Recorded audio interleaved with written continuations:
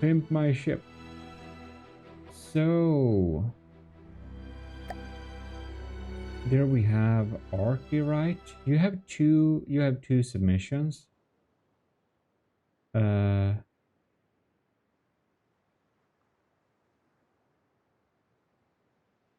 Arky, which one should I?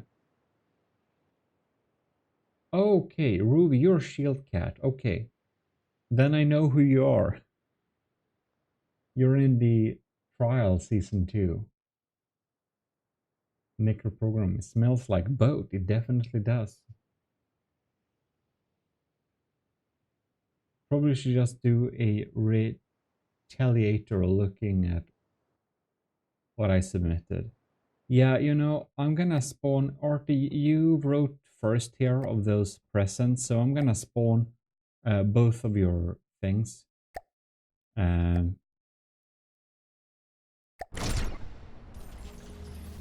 Oh, looking very nice.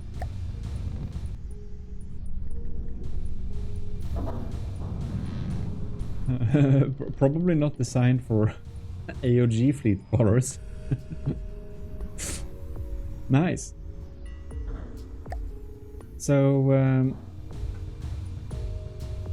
there we have the large one, right? And then we have the small one. Whoopsie, that's not good. Let me go and select the... I don't know, is it this one? It is. Apply selection, very nice. Perfect. And increase the holding distance a little bit there. Probably fine.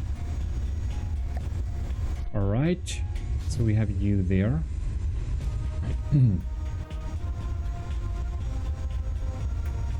So, necro programming, what we're doing, so Twitch didn't allow me to use the name I wanted for the stream, but it's Pimp My Ship. We're gonna pimp some ships today.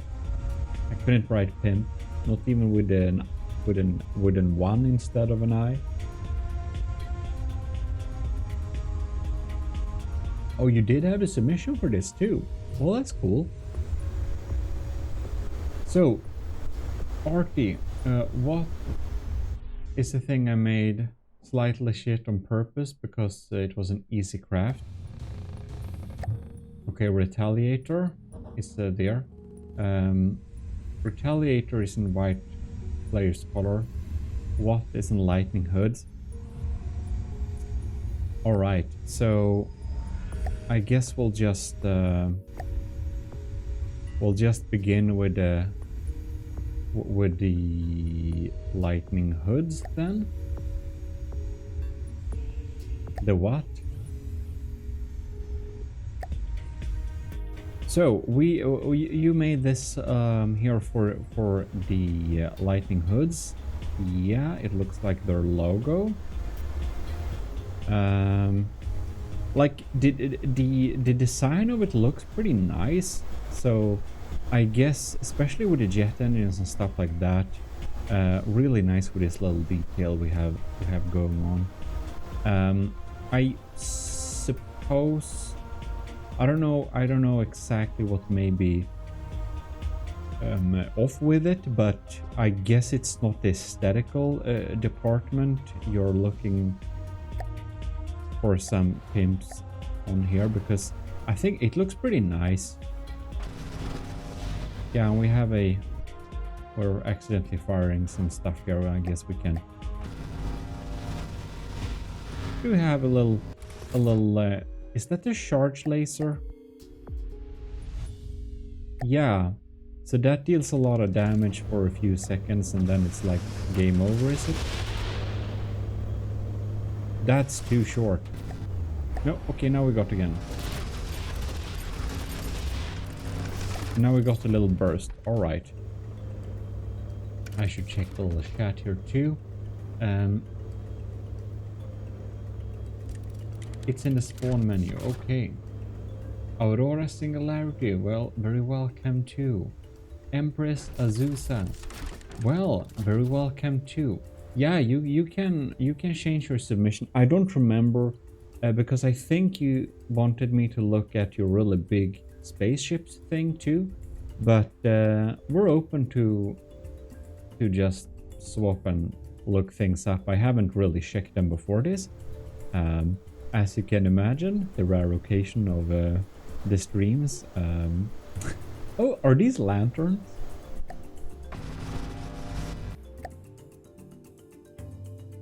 Wow, it looks like lanterns. This is a nice detail. It's somewhere between like a regular old lantern and a TARDIS thing from the Doctor Who. Not that I'm a big fan of Doctor Who, but at least I know the TARDIS thing. But it is it's a lantern too. And ooh, we have rotated stuff here too. It looks weird. It goes too far into the hull like this. Makes no sense. It's obviously colliding. It needs to...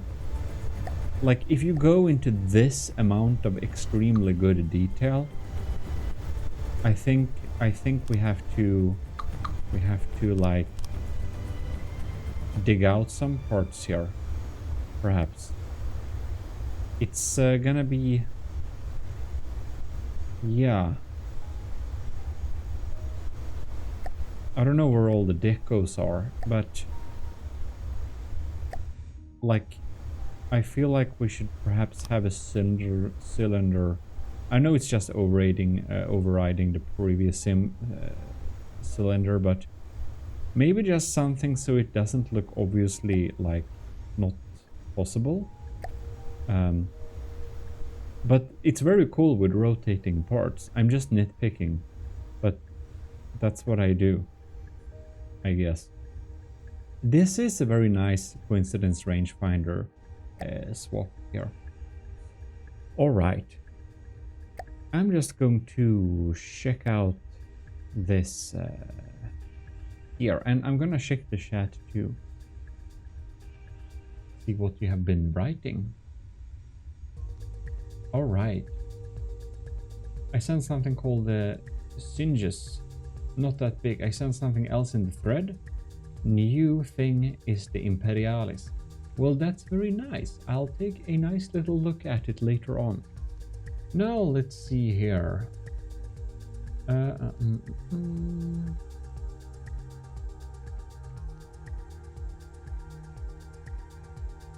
Wait, what do you mean spawns in as medium? So, are your ships into the game somehow? Or is it a custom campaign RT? I'm not exactly sure. Probably just do Retaliator looking at... Just do the Retaliator. I completely missed what you wrote there. Okay, well then I shouldn't look at this too much. I'm sorry, I just... but since I already started, I'm just gonna quickly mention some things.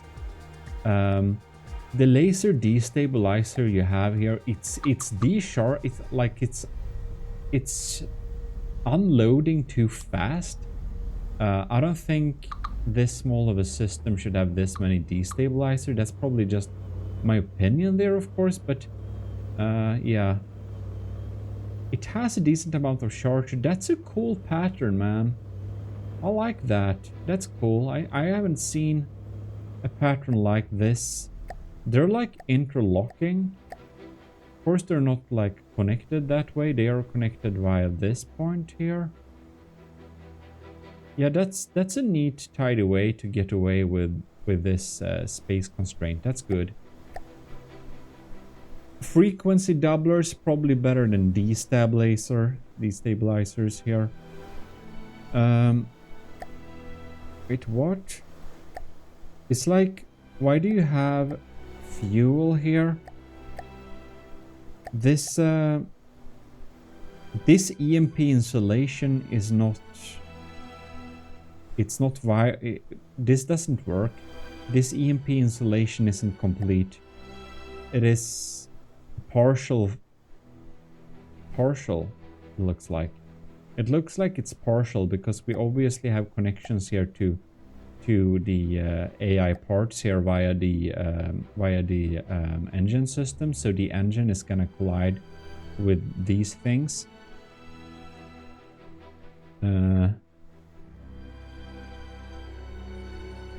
Like, I would probably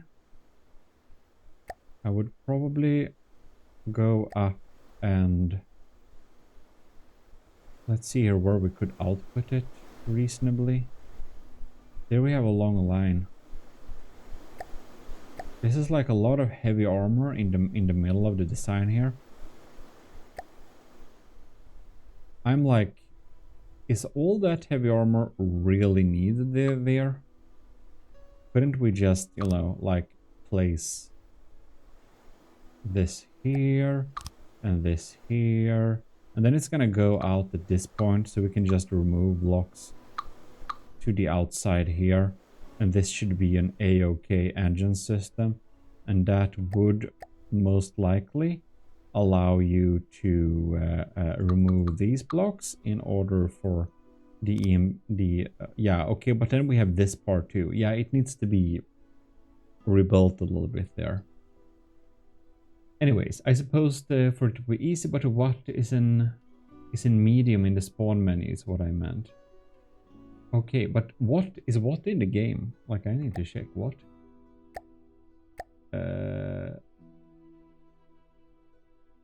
That's lightning hoods. What?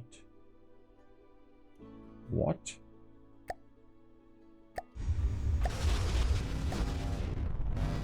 Whoops.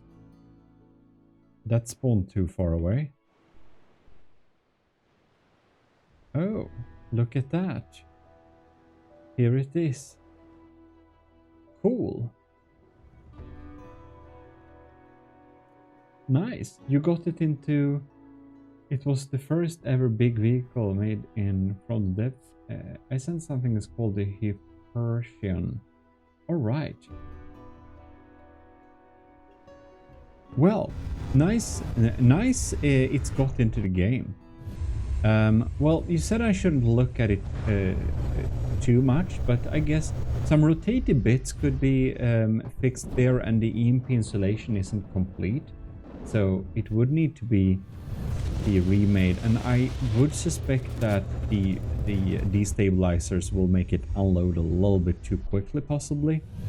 But I should probably, I don't know if this is a reminder of any kind, but I might save it on the few things I started on. But we should instead switch to the white flyer.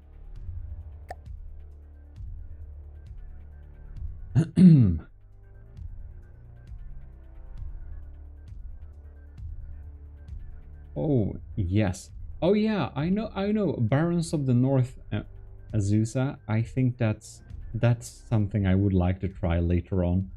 I just probably should even try and check out the main game campaign first. All right, this looks a lot more correct, so to say, in the color space. So, whoops. Thank you. A little bit higher in the air, maybe. Can repair it. All right then. It's 5 wide Tetris. Yeah, that laser Tetris was really cool. Well, I hope those small comments on the what that I shouldn't looked at are somewhat helpful at least. But let's check out the Retaliator refit. I feel that, well, it's probably just unnecessary things, but I would really just, you know, something I like to do for propellers is just like paste over a thing here, you know, make it a little bit more round. It's just a personal preference.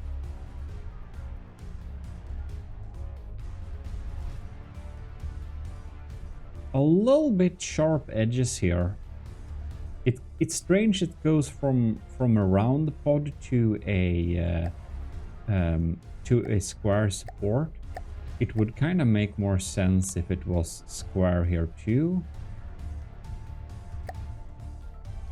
And if we look at, so we have a torpedo, APN guidance, we have some fin, signal processor, proximity fuse, reinforced body, one turn, fins, torpedo, sonar. It should be pretty able to get there. We have a 40-second, yeah, that's probably a decent, so they can get up to some speed as well. Well, lol, yeah, I fixed that on the current version I have. Okay. Let's check out what do we got here. Whoops.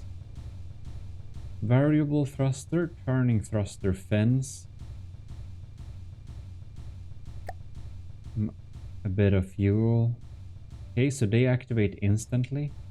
We have active radar seeker, we have reinforced body, signal processor, proximity fuse, regulator, APN guidance.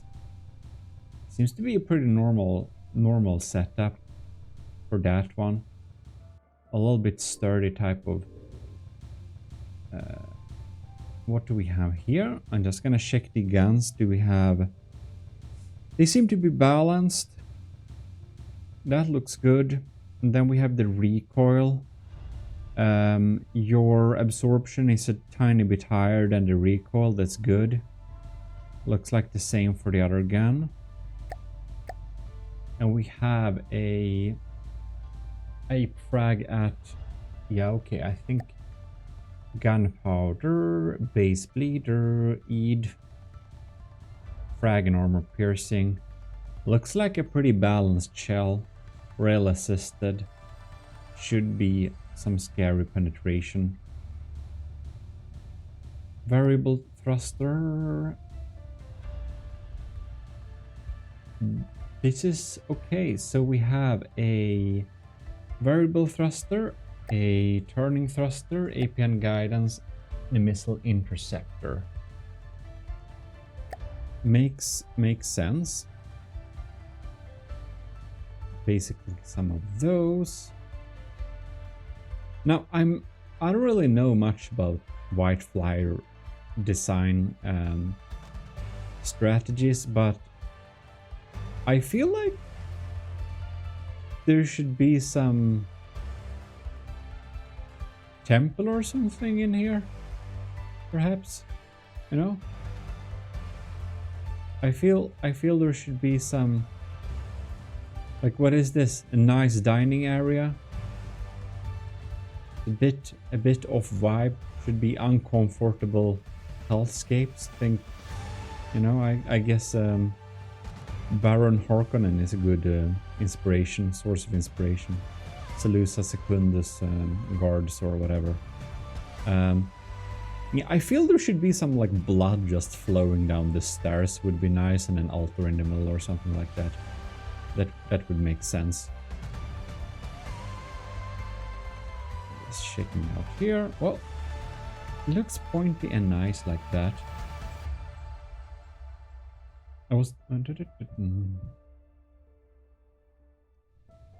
Yeah, I guess I would be very happy too if I got the custom campaign out. That's impressive.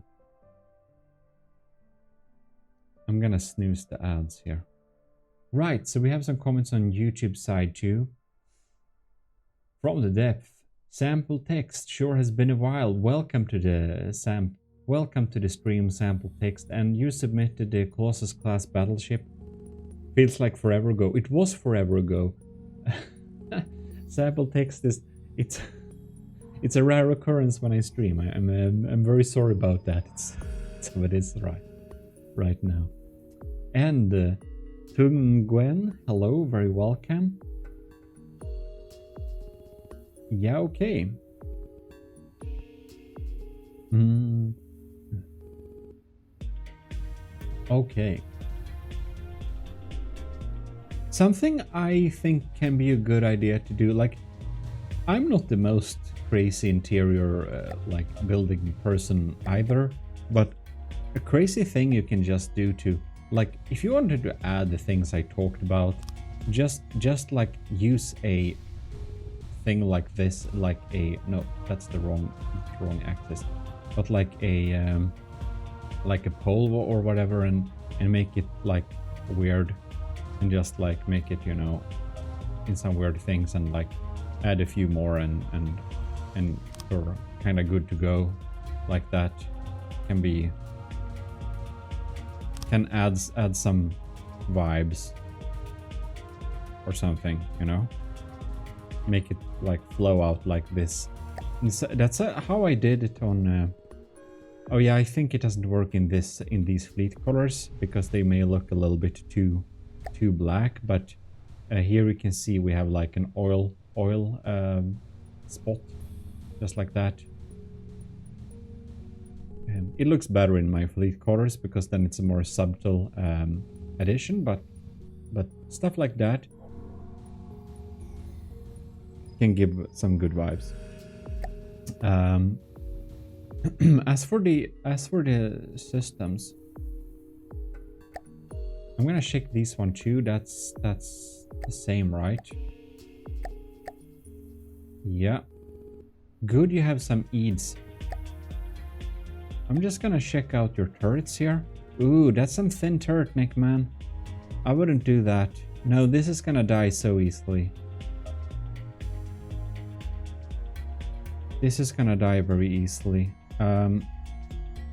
Looks like a 3-clip Tetris. Some of them are 4-clip, some of them are... No, they are... This is a 3-clip Tetris. Looks solid. Assuming all of them have emergency ejectors. If they don't, you have a problem. But, yeah.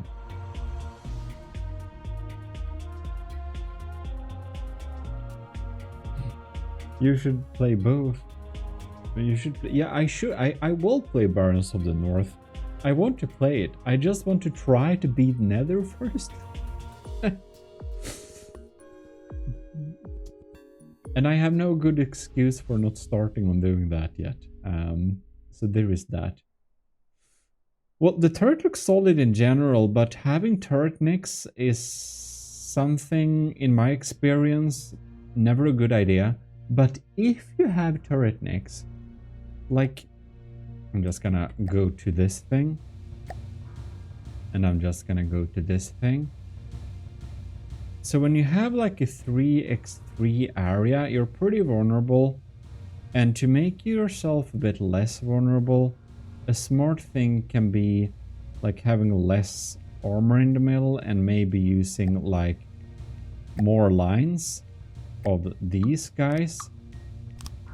Just going down here, so you have like 2 layers of them, because then a lot of frags and hash and stuff comes from another angle.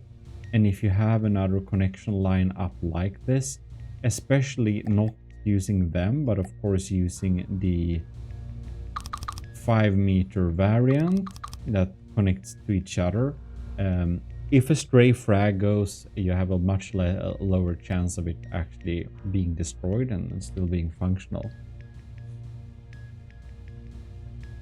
And yeah, good 3-clip, then they will have smooth fire all the way. And we have, I guess all of the guns are the same there. And we have Civ's Seawiz cannon, right? This is the Sabot Fen 51 millimeters. Gunpowder, Fen, Sabot head. Now this is more like a saw thing. This is not dedicated Seawiz, because then you should have heavy head. I suppose this is... Ooh, this... Please, just make like 2 lines. You know?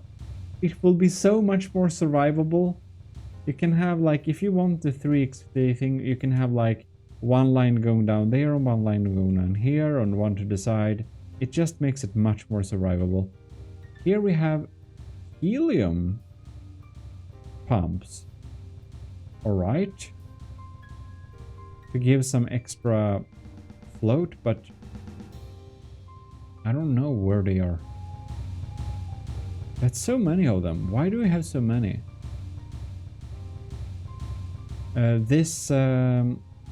Okay, so we have a all-in-one civs controller here, which is nice and all, but it's not...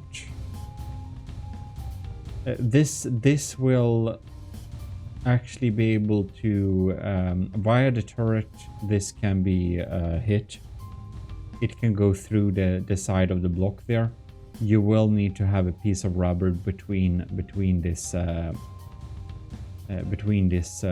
civs controller and the turret block, because they will be leading EMP. I checked it when I refitted Martin Sedopan's Yamato, and that's almost done, by the way. I will actually publish that video in when is it? I will publish that video tomorrow. Well, in any case, here we got one local weapon controller, an all-in-one civs controller, and they have different priorities, so it's mainly a CIWS and it secondaries as offensive. Yeah, well, that's a reasonable setup, but I think the connection line is too thin in the middle. It's a bit too vulnerable, in my opinion. Wait, what? Let's see here.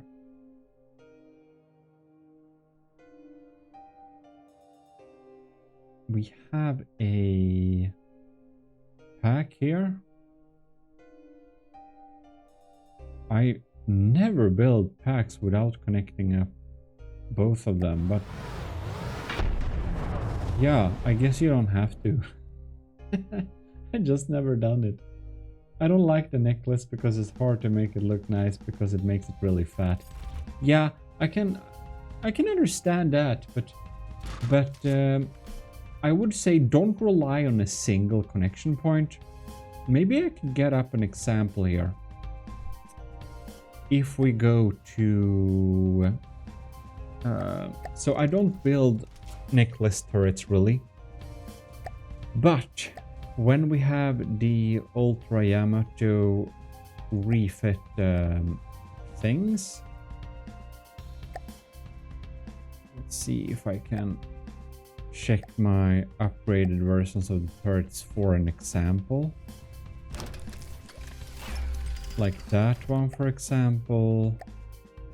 And these turrets, they're so much more survivable now. This one was a bit janky. That, yeah, that doesn't show very well.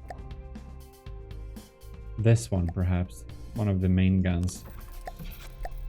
That can serve as an example. So we always think of random frags or the high explosive damage leaking problem in From the Depths. That's probably never going to be solved. So you can see this is surrounded from all sides. We don't rely on single connection points, but if you reveal and open up this thing, you can see this little 5x5 nick actually has this line going here. There's actually 3 guns, right? And the middle gun has a single connection line because I was a bit lazy. That's one of the main reasons. But the side guns have a like co-connected double line, and a lot of the time a stray frag can just clip this off and that would kill the turret usually. But because we have a backup thing here, it really doubles the survivability on turrets that have long thin necks. This one was of course more challenging to make, but protecting this from this side and this from behind, it survives a lot longer than it did before. So surround them from all the sides if possible, but even better, have like double connection lines. It would be a recommendation, but that's just my opinion. But this is Pimp My Ship, so yes, we're here for the recommendations too. All right, let's see here. Speak on Barons of the North. I do have to work on the next update. Yeah, also, Susu, I want you to be completely done with Barons of the North before I try. I want the best possible experience because I'm snob like that. Okay, well, Suzu, see you later if you have to go. There is a tick. There is a tick with a 5x5 neck I can share if you want to take a look at it. Yeah, well, you know, adding more vehicles and stuff, that's upgrades. The campaign is fully... Yeah, I know it's fully playable. I just want the best possible experience, and that means adding all of those extra vehicles. If you didn't think you would improve the Barons of the North with those updates, you wouldn't do them. Oh, I like this. These propellers, getting stuff. Yeah, that looks really good. I really like these. That's a neat fit. That's a very neat fit. That's very nice. Right. I think this may be a little bit challenging, but I think we may activate the revolver system. 1, 2, 3, 4. And let's set the elevation to a bit higher. So we can just... I don't know. Well, it only goes to 29, but... Okay, and... Why do you... Thank you. I accidentally wrote in the wrong area there. That's how high as it goes. Good. Alright, so I'm just going to shoot a little bit with these turrets. If I can line them up. This is of course not an optimal test. I think we may need to switch it around to... I'm not sure we can... Let's see here. Azimuth roll. Yeah, that's right. We can't really change that. It's not built for that. I can just lower you a little bit then. Make sure I have exact values here, or it will be very annoying. Okay, now then. We just take a little fire. Get that. Yeah, you know, I did show it in a showcase, but I haven't really showed it in... I haven't released the Mark III platform yet. It will be a little bit later.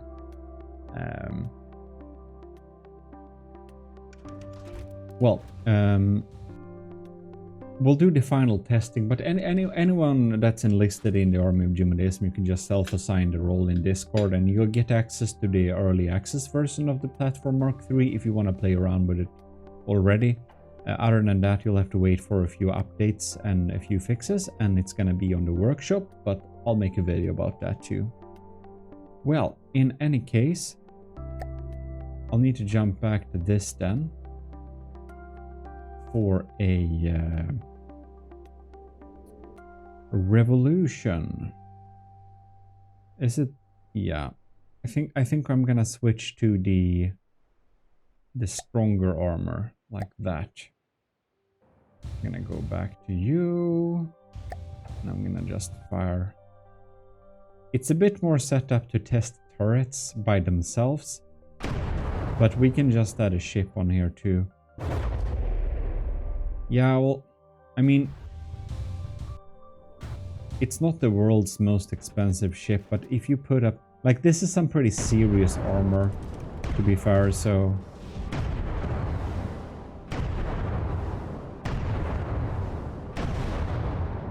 But I think against most people's armor types, it's probably gonna penetrate pretty a-okay. Like you can see, it obviously deals a lot of damage. And you have a pretty high fire rate too.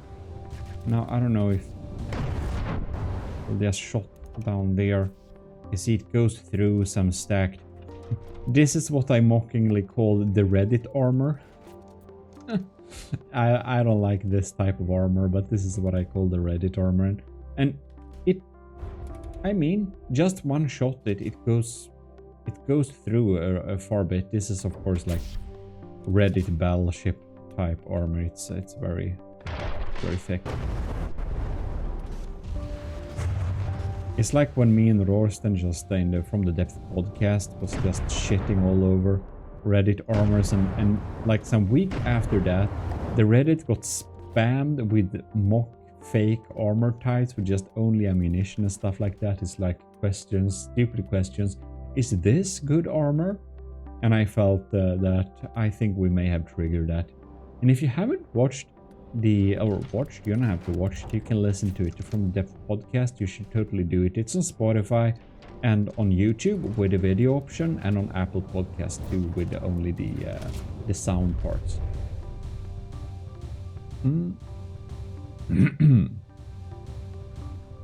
All right. Right. Cross-hatched air armor. Well, I'm not sure how you cross-hatch air, but it's gonna be interesting to check. Right, so we checked out the guns. They're pretty good. I did talk about the deco parts here. Armor cost like that. Missile, APS, particle cannons.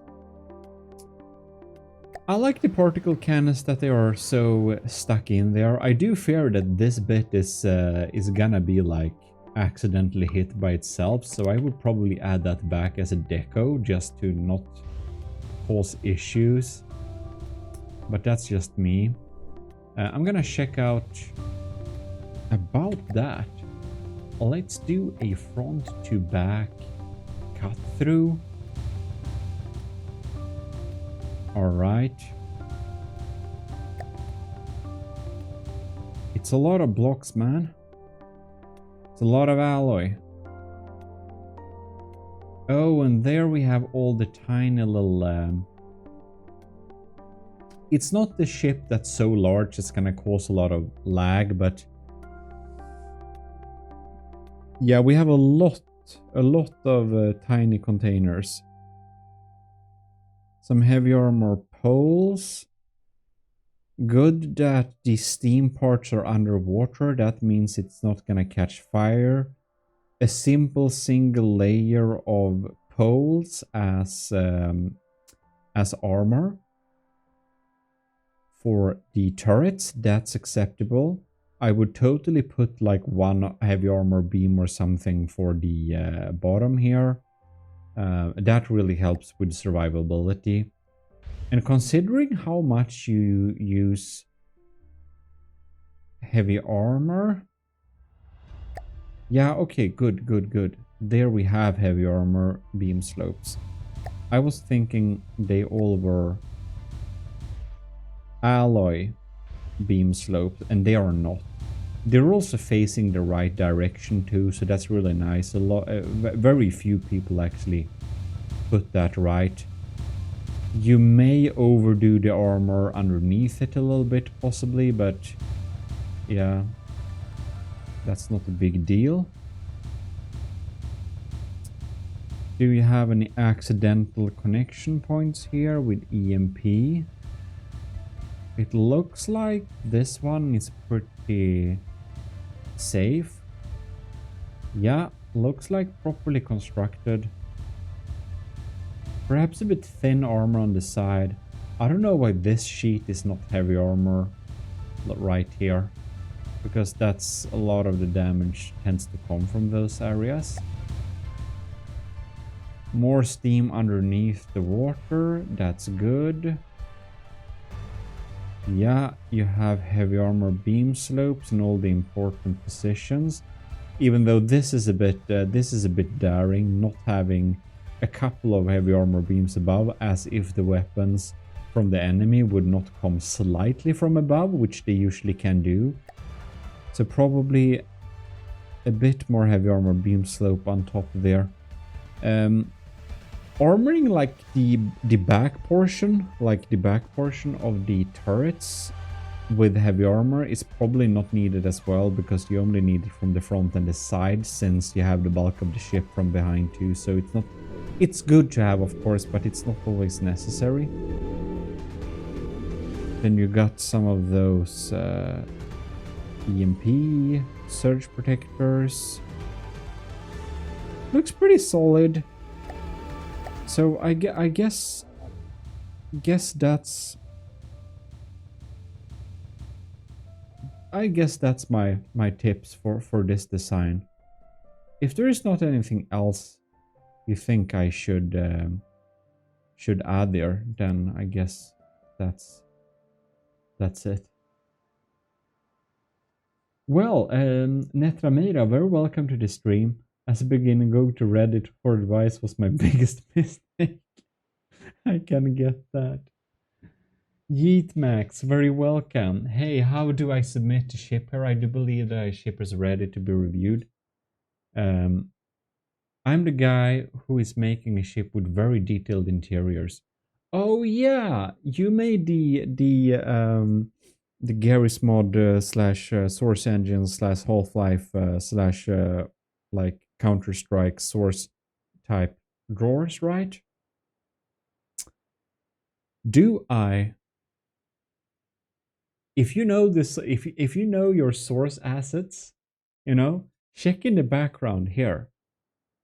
Like this drawer, I can't point. This drawer source. This is Garry's Mod Phoenix Pack 2. You have source assets here, there, and there, and there. A lot of the computers that I made. I basically made a scene in Garry's Mod with original source things and took a screenshot, and I cut that out and used that as parts for this. You can see, like, you recognize this here, right? I put be awesome, be nerd here on the text, but otherwise you recognize that. You have the televisions and different stuff. Source assets. I just wanted to. Yeah. I like the good old source assets. The armor is really sus because of volume limitations. Oh yeah, okay, I get that.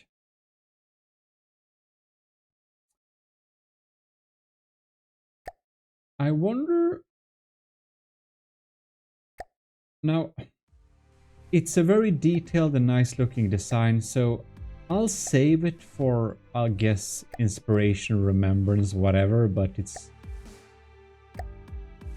There is no like small obvious fix I can make in that type of way, and it's an already submitted ship, so I think it's, you know, I guess the Pimp My Ship show is probably not going into and fixing the details for everyone, but more like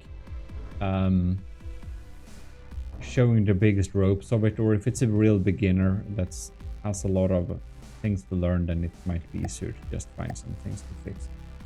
Max, I would like to see a ship, but I think that will be after I've gone through the backlog of people who have already submitted months ago when I first announced this, and everyone that's here in the stream do have like, what is it? I'll look at your ships first, basically. Those who are here, I look at your ships first. So if nobody that are already here that have already submitted their ship needs to have their ship reviewed, I would like to see it Max, but otherwise I can look at it in future versions of this too. So you can send it to me and I put it in the folder, right? I'm confident on the deck and not much the practical stuff, so I would be an honor if you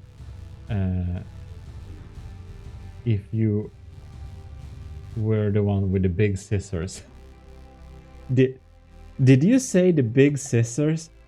I'm sorry, I got inspired from your mentions. Let's see here. Where is it? Where is it? I'm gonna see where I put the thing. This is, oh, there is it. There it is. Okay, thank you. The big scissors. Did anyone say the big scissors? Here we have the big scissors. I'm sorry, Artie. It's an opportunity presented itself, and it happens to be your ship on the other end here. I'm very sorry.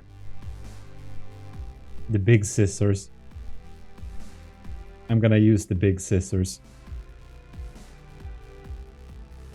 Yeah, so that's my big scissors. I forgot to put myself in God mode. They will bisect. But I suppose, Eatmax, you didn't mean this type of big scissors, most likely.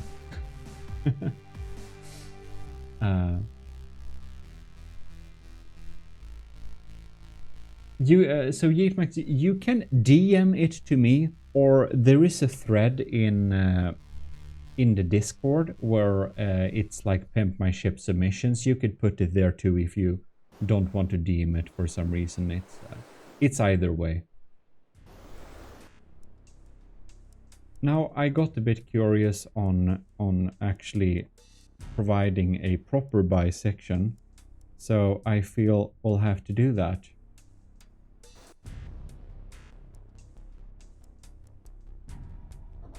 Oh, it tries to escape and go away here a little bit. The drills really need to spin up. And the really big issue when we're dealing damage with drills like this, the damage is actually being delayed.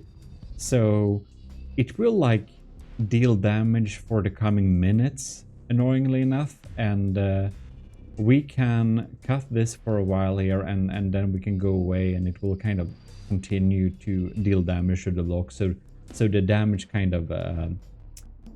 you can see it in front of you that blocks are disappearing without the scissors or the drills actually being there. It's kind of a lag for the damage to be applied. So it's a game bug. Anyways, uh-oh. Yeah. That's a reasonable reaction. Yeah, so you can see here that you see in front of you here, blocks are actually disappearing. It might be bisecting itself any minute now for like accumulated damage. It's so stupid. I don't know how this even works. It's super annoying, but yeah, look at it. We bisected the ships, ladies and gentlemen. We did a bisection. I'm sorry, Artie. You know, it wasn't the right spot at the right time, or the other way around. But to be fair, it's a white flyer design, and they kind of have it coming. You know, it's kind of what they do for breakfast. All right, I'm gonna load back the army of gmodists here. I guess that's all that we can. Let's see here. In order. Shield Catch. You are next and present here.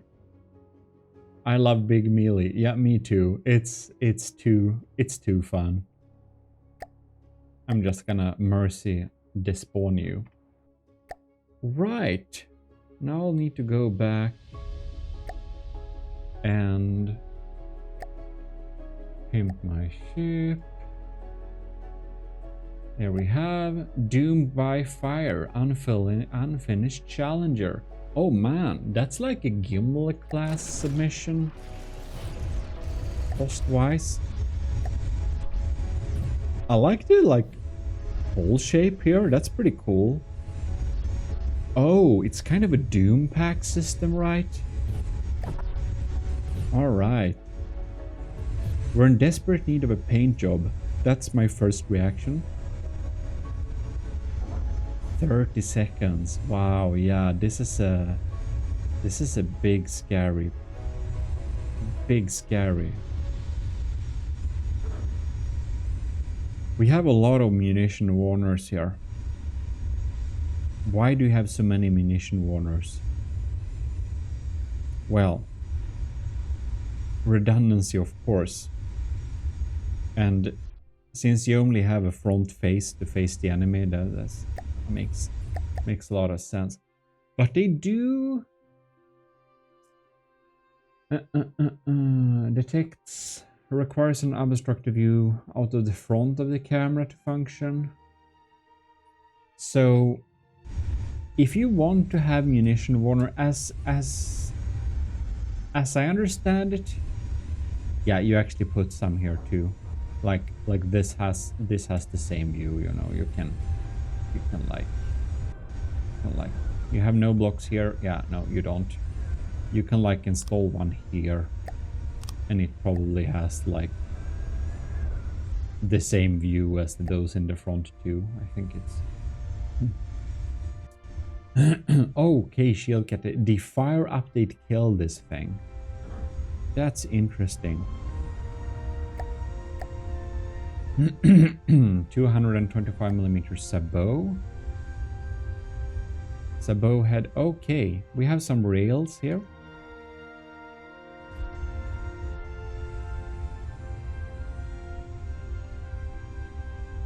All right, a lot of ducts.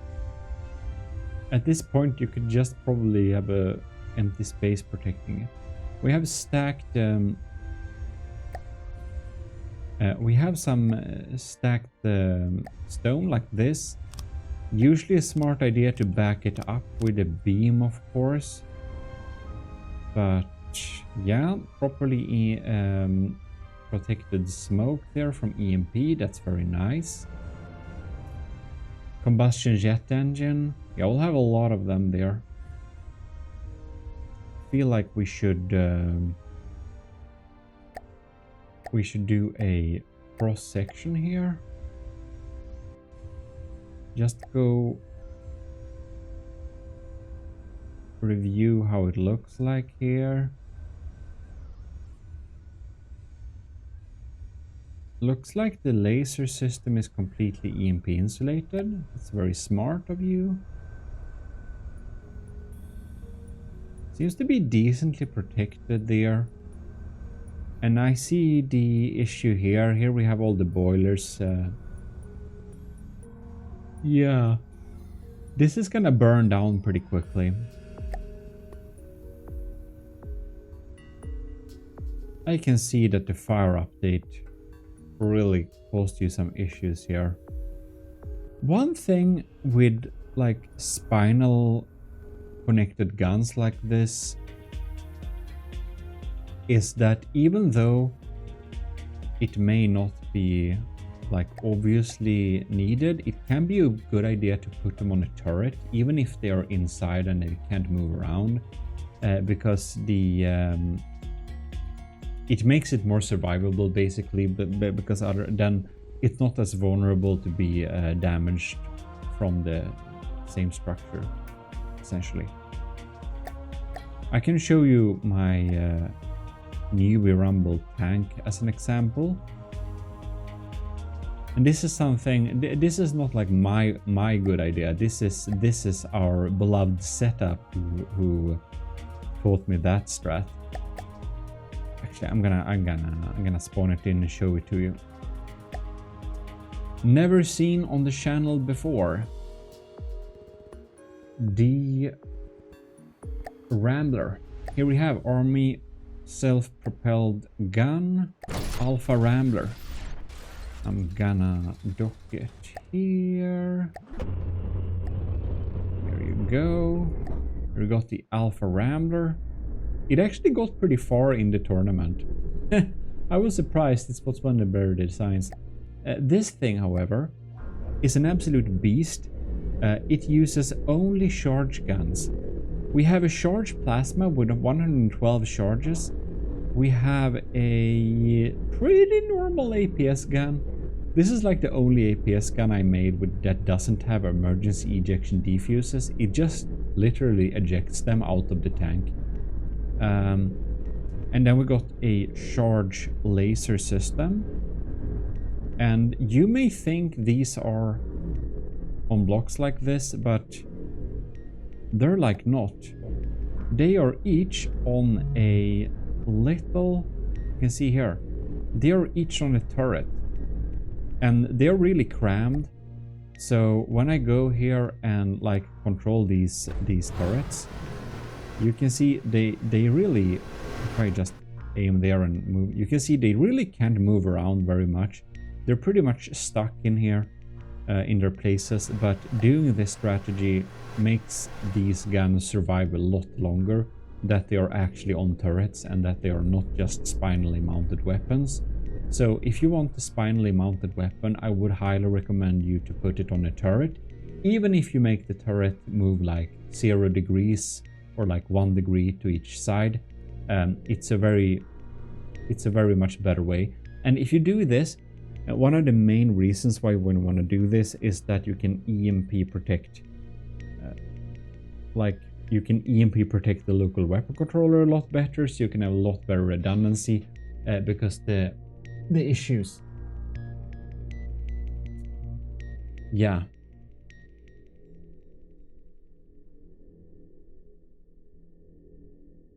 Subscribe what? Oh, we'll have an ad break. We have an ad break. Well, that's sad. We missed that. Right, the ad break stopped there. So, Shield Cat, what I was saying was that if you put each of your weapon systems on a turret block, you can make them a lot more survivable, and you can make the local weapon controller be EMP protected in a much better way. That was basically that in a short way. So that was just a little example. Well, the fire update caused some issues here. The reason the fire is the steam turbines, where the fuel is were in one spot. Yeah. I would probably... You know what? To fix this, I would remove all the steam turbines, probably. I'm not sure steam turbines is what we want on this anymore. You know what? You know what I would do? You have a generator here. Make it make energy. Just make it make energy. And if your jets don't provide enough, like, you have the extra combustors, use them. They're very powerful. If you really need more power, you have the injectors. They are expensive as fuck, man. They are so expensive, but they really boost. You can see here the thrust increased for just adding a few of those. It's pretty insane. So I would probably remove all those steam turbines, add extra combustors or injectors if you need it on the combustion chambers, and make it make power and energy. I mean, make it make energy, not only power. The idea was if the pack got damaged, they would only take out their own copper generation when misfiring. The thing with the pack is that you can make a breadboard that kind of automates packs for you in a good way. So if we look at the... Where is it?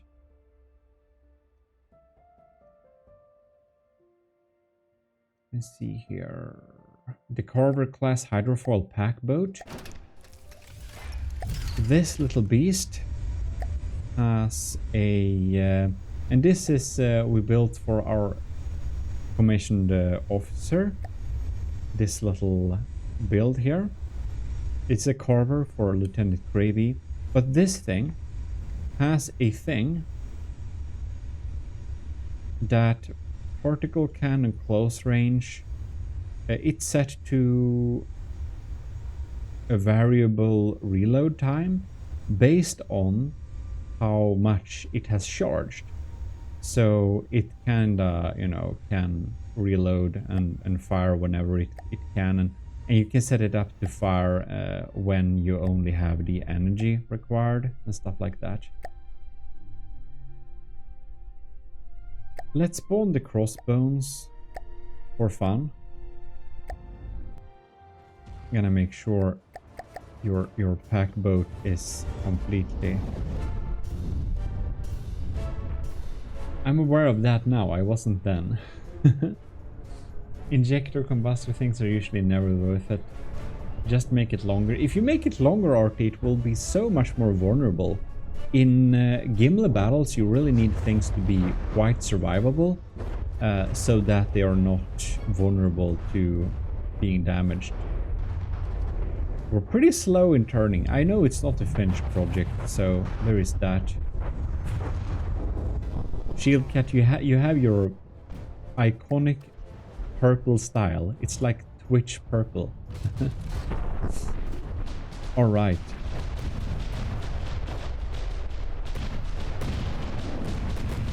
Sample text, use the hammer editor back. And we got some lasers there too. Of course, these packs just punched straight through, I bet. I'm not sure if I checked these values here.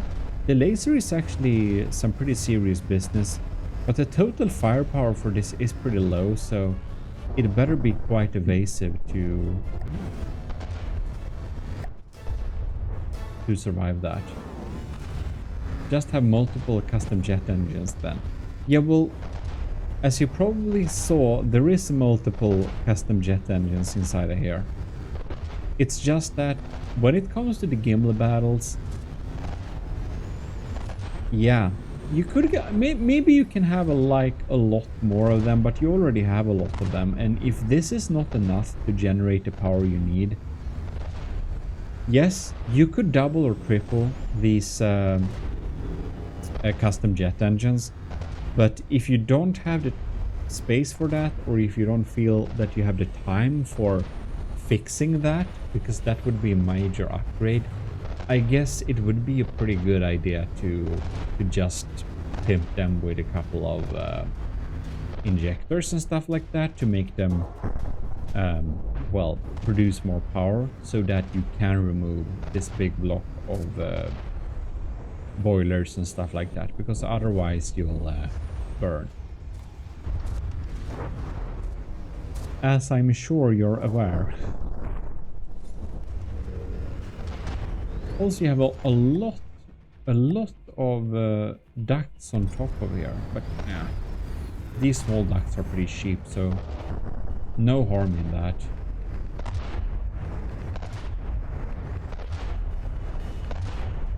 I like the sound of those guns. Well, I wonder if we should like, it is a old build-in project, so I guess it may not be super relevant, I don't know, but I feel that we should probably just pitch it a little bit against the Gimli or something.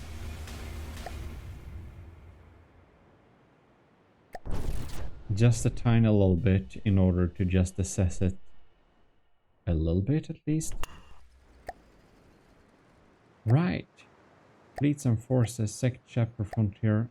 The good old Gimli class was spawned at Grey Talons.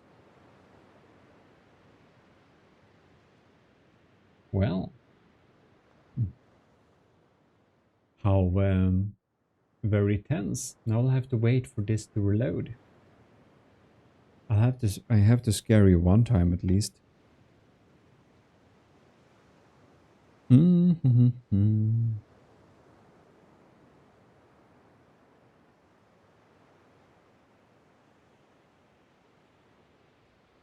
you? Thank you.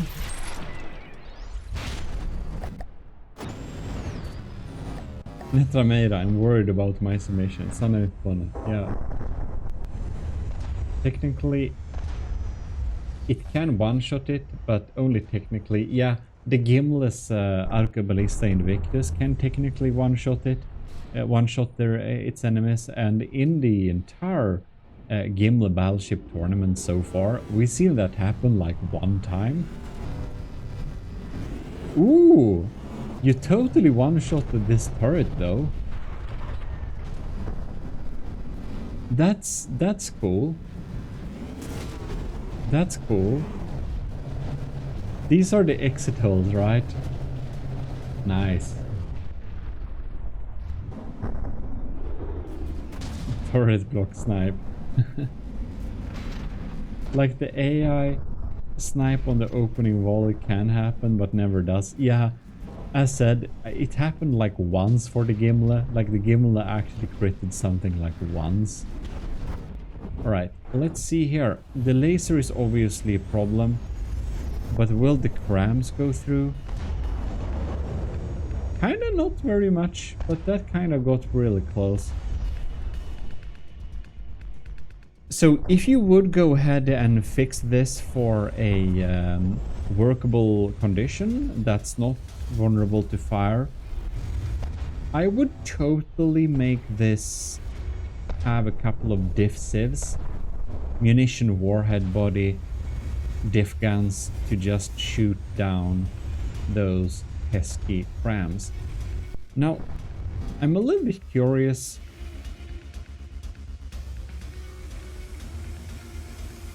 Like this, it's just a tiny kinetic, right? And that's a larger... It's a larger... That's a sabot. This is a very tiny sabot. And for what I gathered, pretty small sabot at that. At this, like, speed, if you want slow damage dealing things like that, I think perhaps heavy heads would be better for you in this configuration. Because I think the sabots just deal too little damage, and very few people actually have heavy armor in the outer layer of it, so I think my guess is that heavy heads would be a little bit better. The idea was to distract the lambs to keep laser offline, but it didn't work. Yeah, that's not a bad idea, to be honest. Thing is, if we go here and access, check this shell here, you can see up here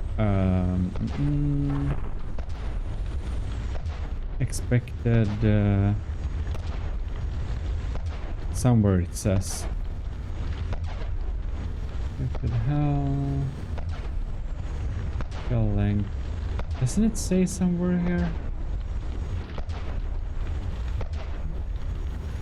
Yeah, shell health 1490. If we switch this to a heavy head, you have 1655, so you get a higher health as well. They will be slower, but we check it back here again. The damage you would be dealing then is almost 3000 for 15 AP, so of course when you hit metal it's gonna be lower, but for sabot head it is 1500.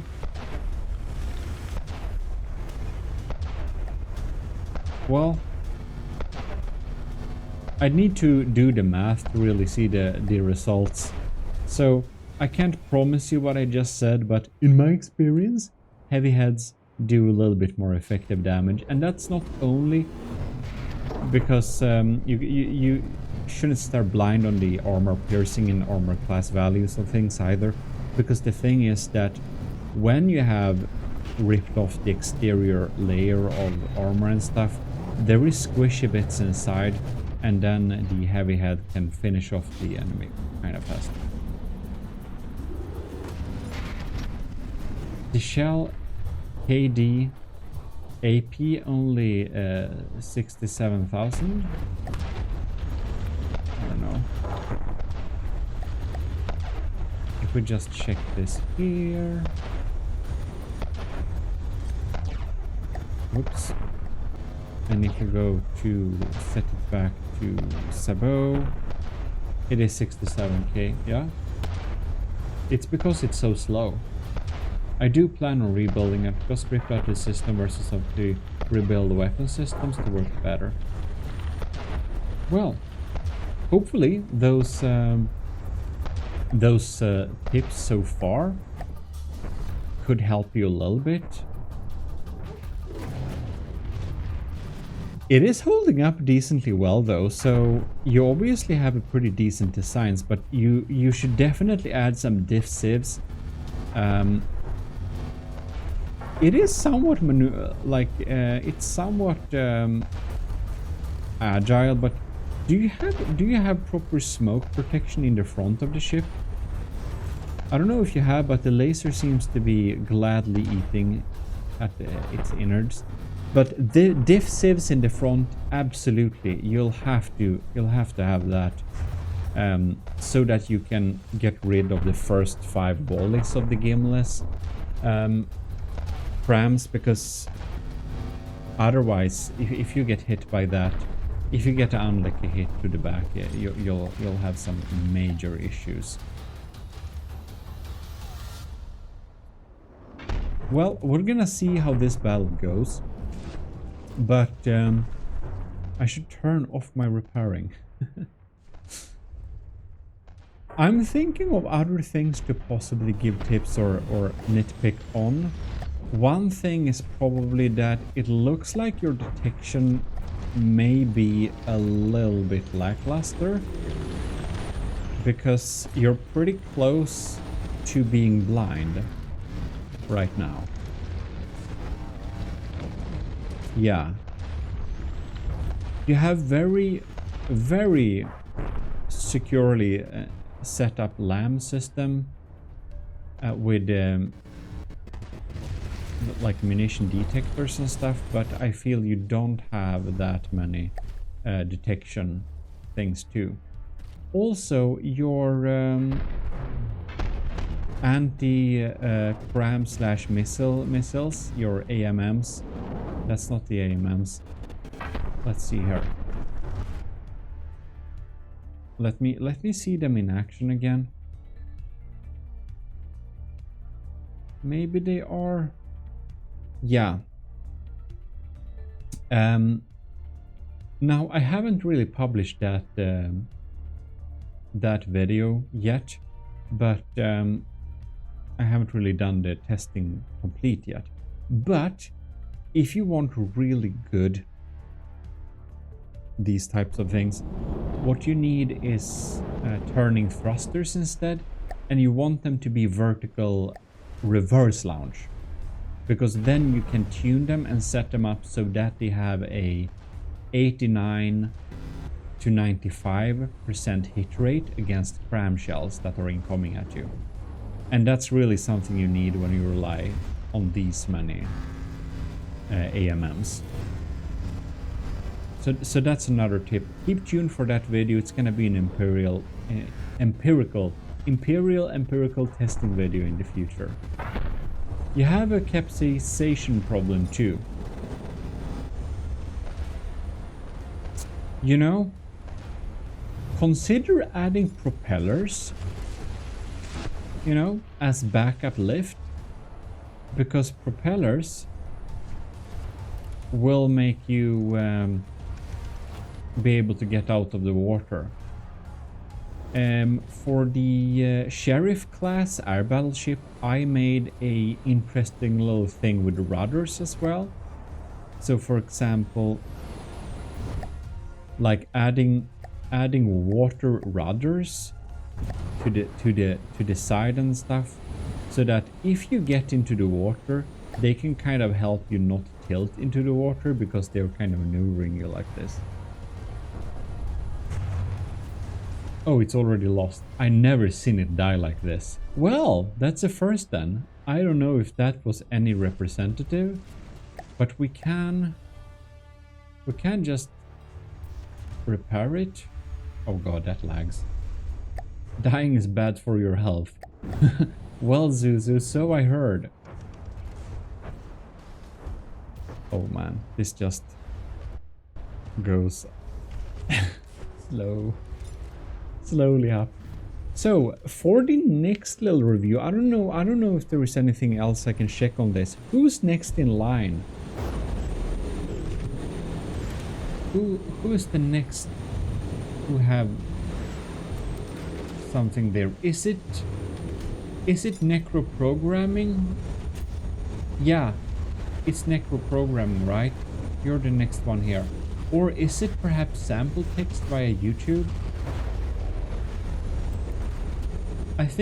I don't remember. Well,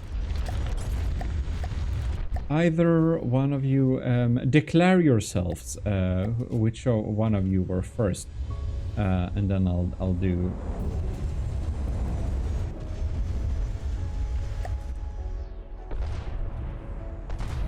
Assuming I'm probably last in line. I think you're Netrameda. Yeah, or sample text or I'm sorry, necro programming was your name, or one of you, one or both of you still here? I just respawn this thing. I want to recharge the energy. I can't recharge the packs instantly.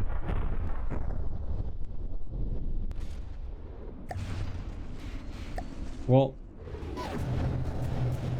I'm going, this battle is gonna run in the background, and I'm going to get something to just, you know, drink.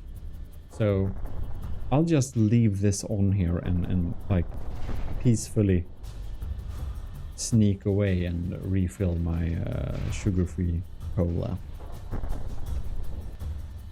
Be right back, but not with the be right back screen.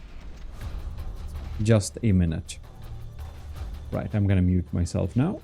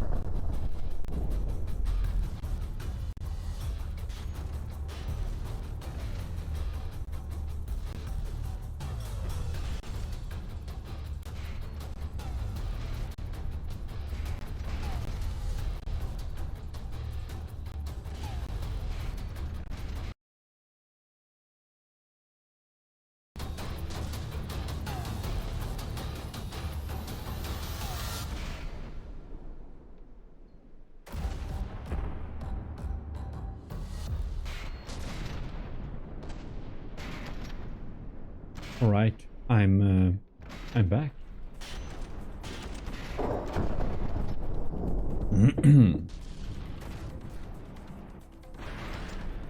Alright. It got killed twice over. Yeah, looks like, well, Shield Cat, I hope I gave you some tips that will be able to make it actually win, but it did get killed twice over.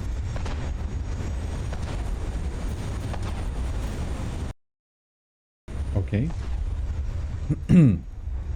Now my sound is back. Pierce Pag, good for opening shots. Yeah, so with breadboard you can make it switch, but honestly, I don't think you should have 3 Pierce packs. For like the opening shot like that, when you have a super killer blast, I would actually do one impact that just like goes first, so the impact kind of wipes wherever it's gonna face, and then you'll have a Pierce pack that's aiming at a different area, and then I would have either a EMP or a explosive, and the explosive should be aimed, you know, if you can make it target cluster of blocks, you can make something hit the meaty part, and then you have a high likelihood at critting or killing the enemy's detection. So I would totally actually divide up the types of damage they use, or if you don't want to do that, do breadboard. But honestly, opening up with a Pierce pack,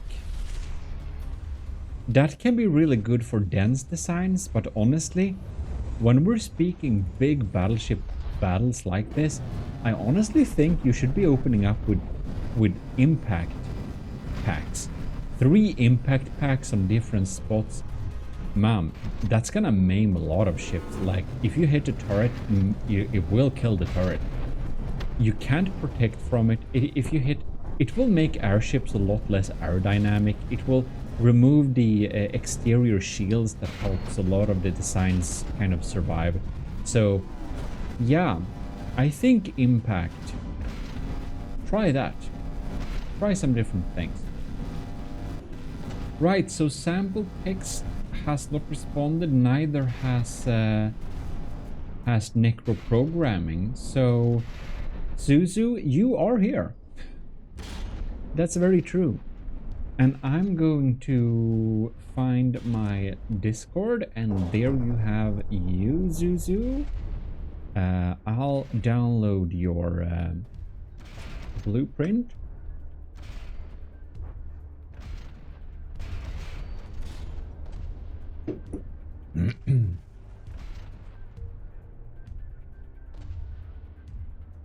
And there you go.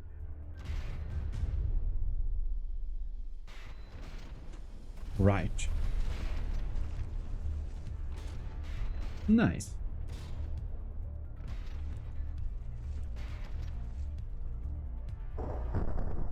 Nice. Now I have it.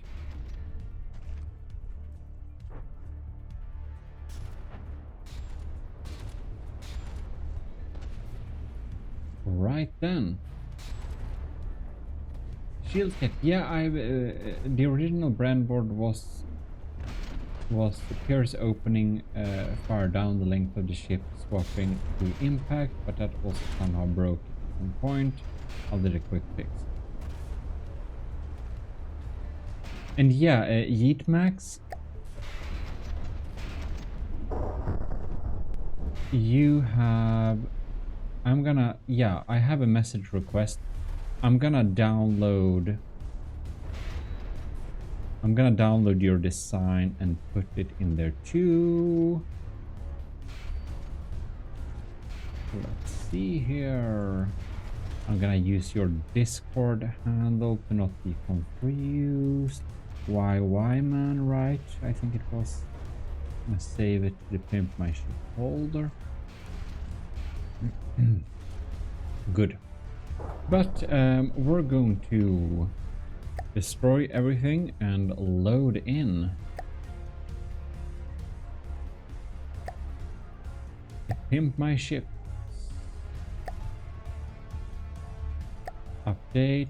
There we have it. ASF Imperialis campaign. Su. My team, thank you very much.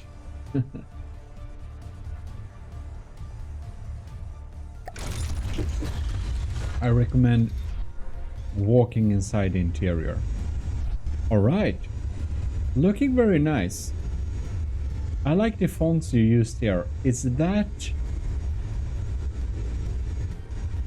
like Greek letters, like or Roman letters, or is it a picture you're projecting, I wonder? Well, and these X-shape. Yeah, you posted some images in the Discord about these. I've seen these engines before. They look very cool. With spinny things inside of it here. And here we have a little bit clipping in that.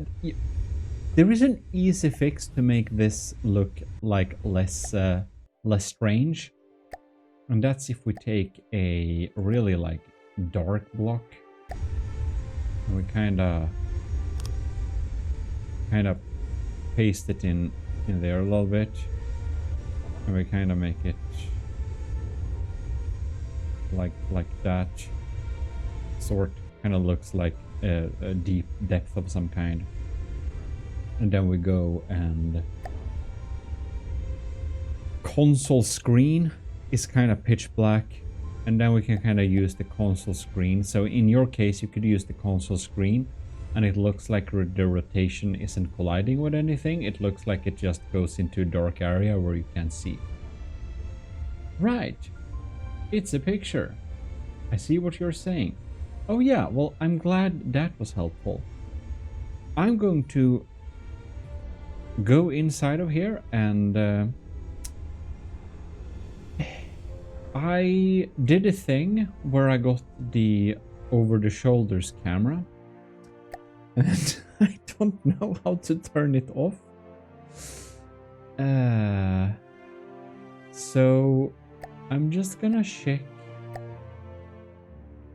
relative to camera.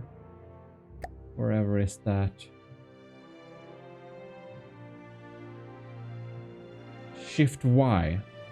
Oh, is it that? Thank you very much. I've been thinking about how to fix that for quite some time now. Well, thank you. That's amazing. Okay, let's walk inside here. Very nice. Augustus Stellar Foundries we have there. Nice use of cedar wood. Yeah, I like your lamps here too, these emissive lamps. They look realistic. Take off, open door, close door.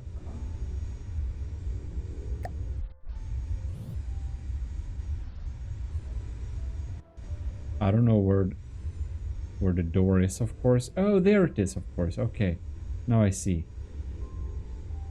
Close door. Nice door. That's like one of the old. I'm not very good at cars, but there is like a cool Mercedes car that has like a cool name. That's something like wing of some kind. The bird, you know, the seabird, seagull wing. I think it's called maybe Mercedes gull wing. Oh, okay, yeah. I don't know if it's called that, but it's a cool car. I had it as a model car as a kid. I really didn't like that one. Anyways, nice with the logo in the interior here, a little stone table.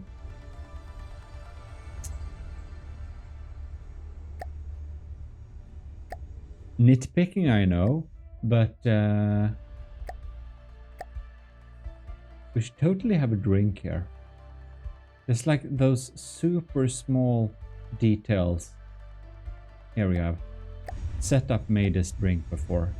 It's a good drink. Oh yeah, this table is a little bit lower than okay, the drink looks stupid now when it's hovering in there. But something on the table. Oh, we have like clothes hangers here. That's like for space suits and stuff. That's definitely a mannequin with some clothing and stuff. Yeah. Totally should have some random junk in the shelves here, because these are really cool looking shelves. I'm a bit curious on, like, is this... I'm just guessing, but is it? No, it's not that. I thought you may have used that. That's probably just blocks cross put like this. It's really nice looking shelves nonetheless. So I think it would be nice to have some random junk in the shelves. That would really... This is a super nice detail. Having a little vent like this using the radiator like that, that's a really good one. I should totally steal that design idea. That looked really good. And you use the text screen here. It kinda... Oh yeah, it's not placed exactly over text screen, but it doesn't have to be. Since we have a text screen there, I almost want to have a information about the ship there. These video screens, while looking nice, they contribute to lag so immensely much, it's not even funny. I would reconsider if it's really necessary to have a live video feed on the side here, or if you could replace these with just projected images of an exterior views. This is, oh, I guess this is 5 decos, yeah. You know, I should have also submitted an actual finished ship, since I do have one that's fully decoed. Well, Shield Cat or Ruby, you can send a DM me or in the thread, and I can save it down, and you know, we can just pimp ships on the go here a little bit. There we have a closed door. I just want to walk outside and see if we can do that. This is a really nice looking door. That's a nice. Right, and yeah, that looks nice with the text here. Thanks to the light effect, it kind of looks like silver letters due to the light being reflected on there, so that looks really nice. And we have an interesting, like, now I totally messed up here. Okay, I'm just gonna sit in this chair. Thank you. We have a cool force field looking thing here, so that kind of makes sense that it doesn't depressurize the entire thing. I like that. Details like that is important. You can use... Yeah, I didn't see your message there until now, but definitely. Nice, nice shelves here. I would like to put some random shit on those shelves. That would be real nice. Is this an actual button? No. That doesn't make sense if it would have been. Very nice, like fake lights using the emissive blocks here. I don't know if you also got taught that by but it's a really good... Oh, here we have closed bunk. That's nice. That's a very nice little detail. Yeah, definitely. Hell yeah. Amazing to close the bunks like that. Very nice. Yeah, using the emissive only blocks here as lighting sources, I think is a really cool idea. That's Rorsten put that idea into my head. I thought it was a really good idea. And we have a cool little golden globe there in the middle. That's nice. It's a nice little dining area. And we have some... what is he called now? I have the images on my computer, to be honest, but that's the very famous Japanese wood print artist. Well, all the ACB controllers control slider doors. Okay. There is more down the stairs. Yeah, I did see that. But random shit on shelves. Whoa. Is this like... Did you make a smart way to do this? Or is this just a insane shitload of decos? That's tile.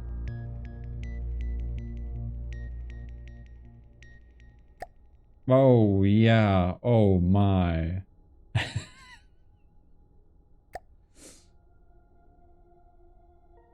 Yeah.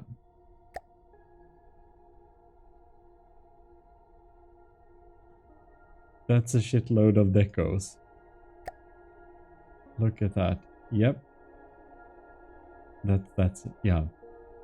All right. You know, I appreciate the looks. It looks very amazing. It's just that when I see amazing things, I sometimes I hope there is a shortcut. But you know, a lot of good things doesn't have shortcuts. And that's no exception. Nice mosaic. Oh, here we have a... This is a really nice looking mirror. That's very mirrory. Access laundry. Yeah, why not? Open bathroom. Oh, let's see here. Oh. I'm trying to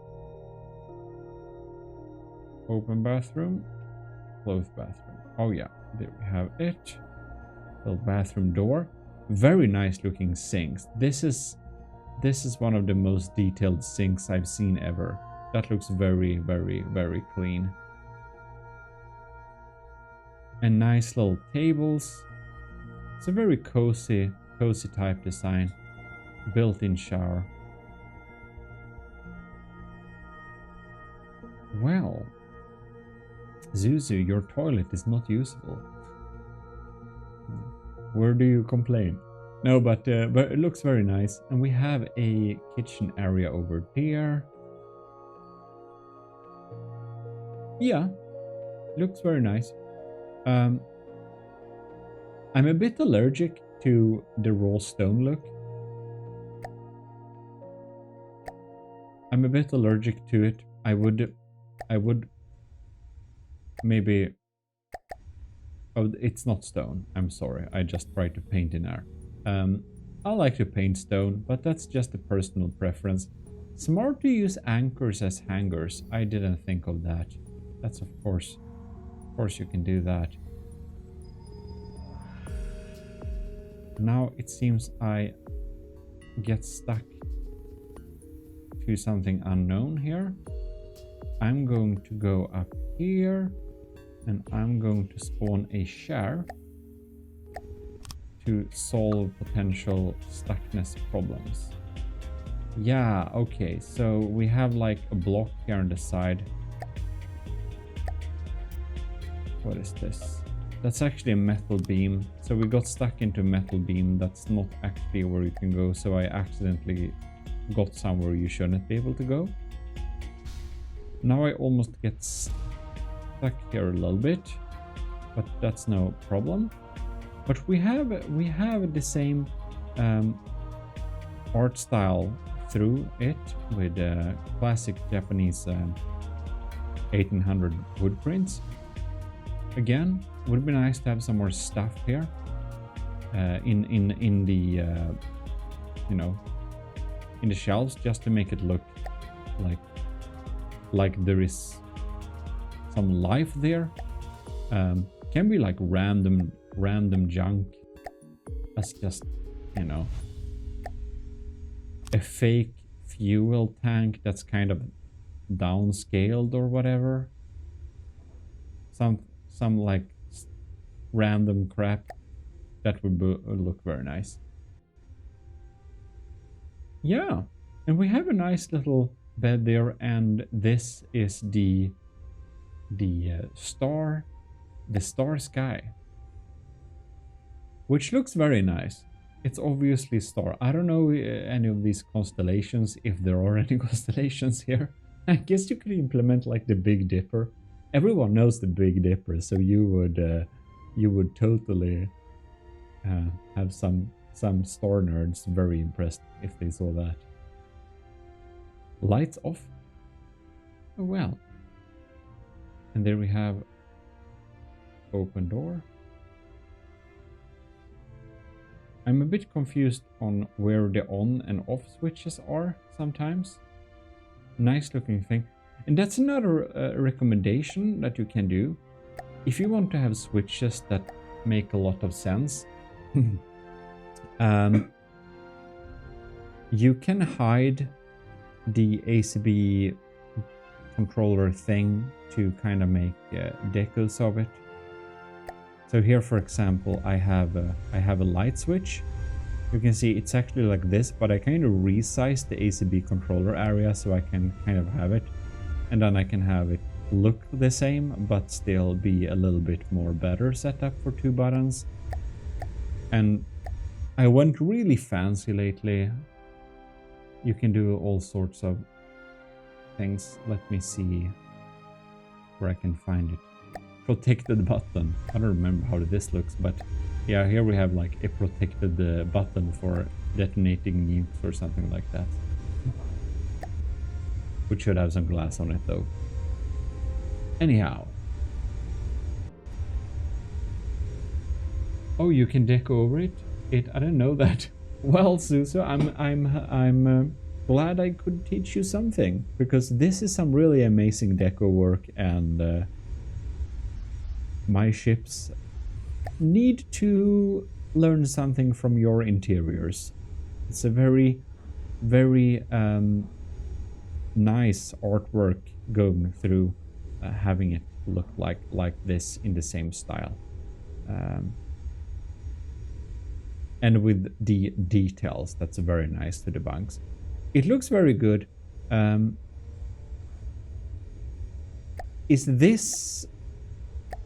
Should this be judged as a technical, on the technical aspect too? I didn't think of that. Well, we can do a quick rundown of the technicalities of it and see if we find something obvious. We have jet compressor, combustion chamber. We have a quite efficient jet engine there, so not taking too much. We have non-EMP insulation for the hollows, but I feel it's probably not minimaxed like that. It's able to combat, so do judge it. Well, we shall. Medium difficulty. Oh, you could probably make the switch actually flip using actual mimic block and some breadboard control. Yeah, if you would like to make a switch like a little glass piece flip over a button or whatnot, I don't know if the So we do want to decrease the amount of sub-objects being used. So you may not want to use a spin block for this, but say that you use the spin block, right? And then on that spin block, you could have a ACB, right? And the ACB could be interacted by clicking on it. So you could essentially make a system that reveals the ACB when you are kind of clicking use on the glass, and that it would reveal the ACB controller. But if you don't want to use ACBs of lag reasons, we have some other moving parts like rudders or custom wing surfaces and stuff like that that could make a flip motion as well. Well.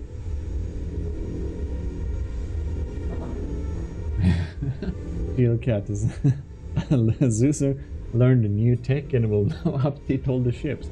Yeah. Always good. Got to know though, what's the deco count? Propeller hubs. Yeah, Susu.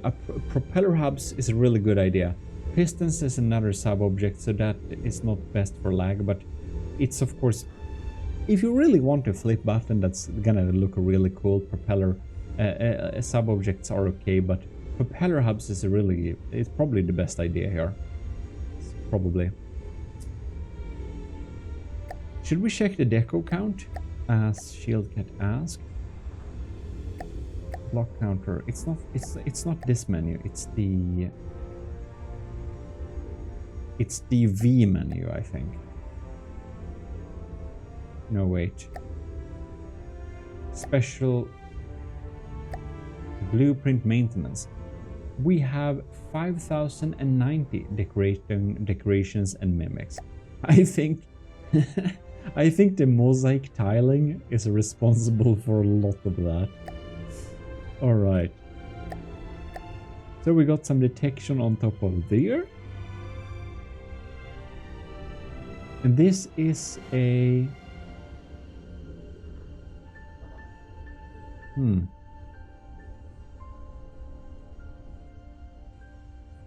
What in the world?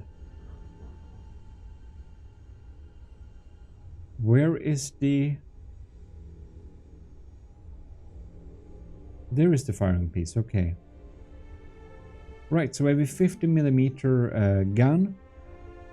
We have... oh. The recoil is absolutely out of control. So we have a gunpowder based system. Okay, we have 2 stabilizer fins, so it doesn't really matter that the recoil is out of control. Cravey, welcome. Welcome, Lieutenant, to the stream. For actual complex sliding doors, pistons are really the only option. Rotate stuff is for propeller hull. Yeah. Sliding, that's the only option. Actually, you're not completely right. You can make animated mimics do animation. Thing is, if you want to do animations from mimics, you'll have to provide a really complex math thing, like a really complex math function that actually simulates a movement to be able to, yeah. So that's I don't know if that actually I don't know if that actually makes less lag. It might just make more lag. I don't know.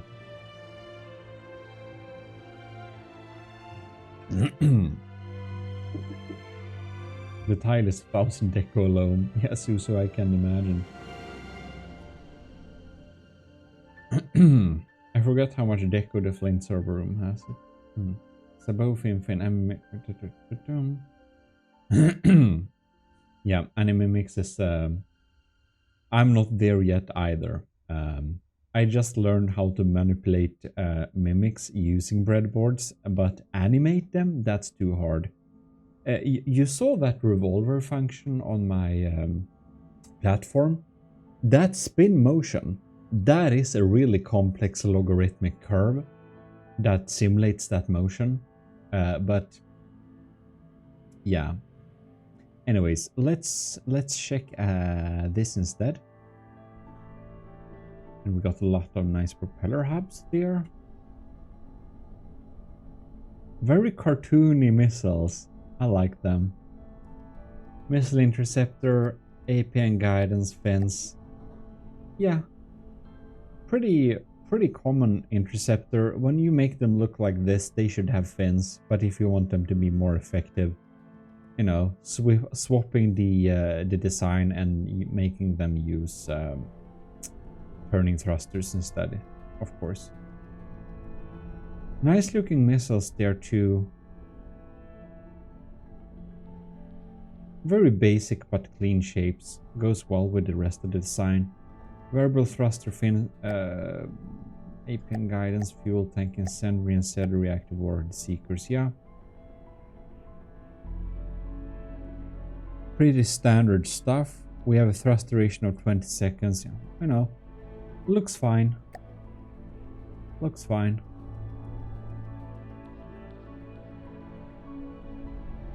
Each wireless receiver is pretty expensive though. Also, if you are gonna use wireless like this, and you can connect them like you can just put them straight onto the launcher. You don't need to have a block on there. And if you want to save costs, I guess you could maybe. This is not gonna work. No, it's never mind. Never mind. Too min-maxing. Yeah. Things. But this you can do at least. Here we have a lot of funny breadboards for controlling that. What's going on? This doesn't look like StarMade. Armand 79th. Did I set the game as StarMade though? Huh. I didn't. No, okay. You're just joking me. Well, very welcome. I haven't played StarMade in a while. I'm trying to get hold of a schema to when StarMade is actually gonna continue development. I want to play the game. I really like StarMade. I want to finish my city. Anyways. No, Susie, you're not dumb. You're very good at From the Depths. It's just this game. There is no finished learning. There is only more to learn. If you spend 10,000 hours on the game, you can start studying Lua instead. Last content I saw from you was StarMade. It's a shame. Wow. Armand, you haven't tuned in a long time. Welcome back from your slumbers. This is the... it's not the latest, but right now I feel this is the greatest complex building game. Oh wow. This is just too much surge protectors. They're so expensive. It suffices with having one here. And spreading out the surge protector is much more valuable. Like, slap one here. That's my... this looks very nice. I like them just chilling there. Good. Let's look back at the systems here. So, we have a gunpowder based design with 1 meter outloaders. No? This is...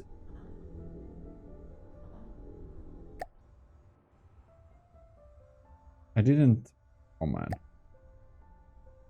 Please? Alright, I didn't catch it if it was belt feds.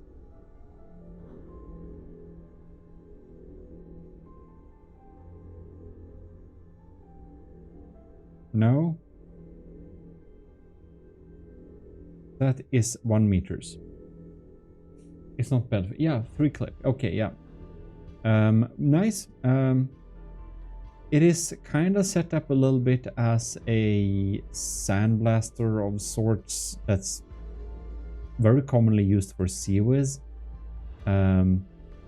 The local weapon controller here, obviously very vulnerable. This can be EMP killed. Should really have some rubber protection from EMP.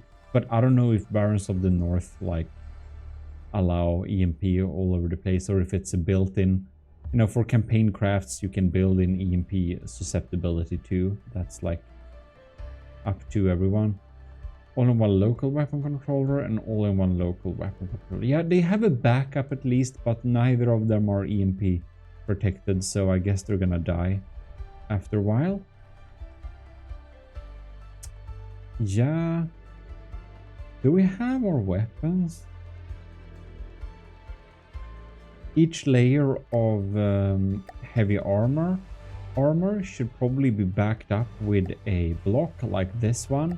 I would probably remove this first layer and not stack them to get some better armor bonus. Not that it's that important. I suppose it is a front-sider, but the armor from the side here is on the thinner side. Like frags and hesh that's gonna hit the side on this is absolutely gonna shred this turret. So probably could have been a nice idea to have 1 meter or just one layer of beam slopes underneath it to catch the worst spalls and stuff like that, but I realize you're really tight in space here, so I don't see that being added easily. Right here, it looks like there is... It looks like there is like nothing of importance inside of here. So I don't understand why there are poles, since you don't need to necessarily stop a hash shell dead in its track right here, since you do sacrifice the armor stacking from the block behind there. Here we have a little bit thicker, so we have stacked armor and then beam, and then pole, so that works better, but pretty much nitpicking at this point. So I don't know if there are any more major things. Oh yeah, that's a lot of heavy armor to protect those pesky ammos. I don't know why people do this. Just spread them out. It's not big of a deal. Ammo is not the scariest, people. Just spread them out. If you want your ammo to be less explosive, the only thing you need to do is to set up the resources here. You can see you already set up normal materials to 250. That means the ammo boxes is gonna be half as explosive as the other ways would have been. Yeah.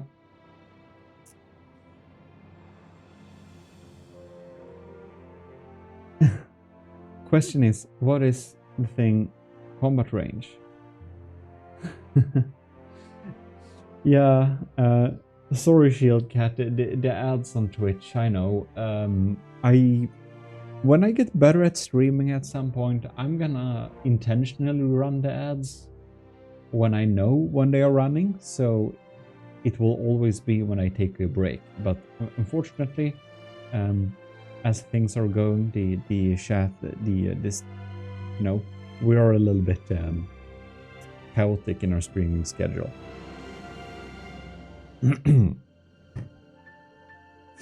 All right.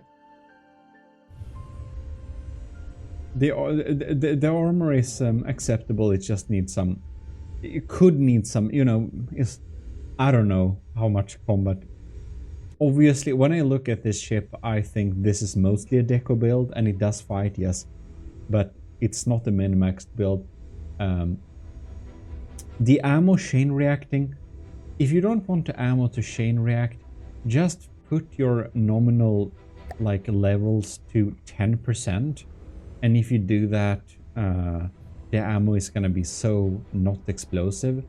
The lower percentage you have filled up your ammos, the less explosive ammo is gonna be. If your materials is like 10% full, ammo is so extremely unexplosive.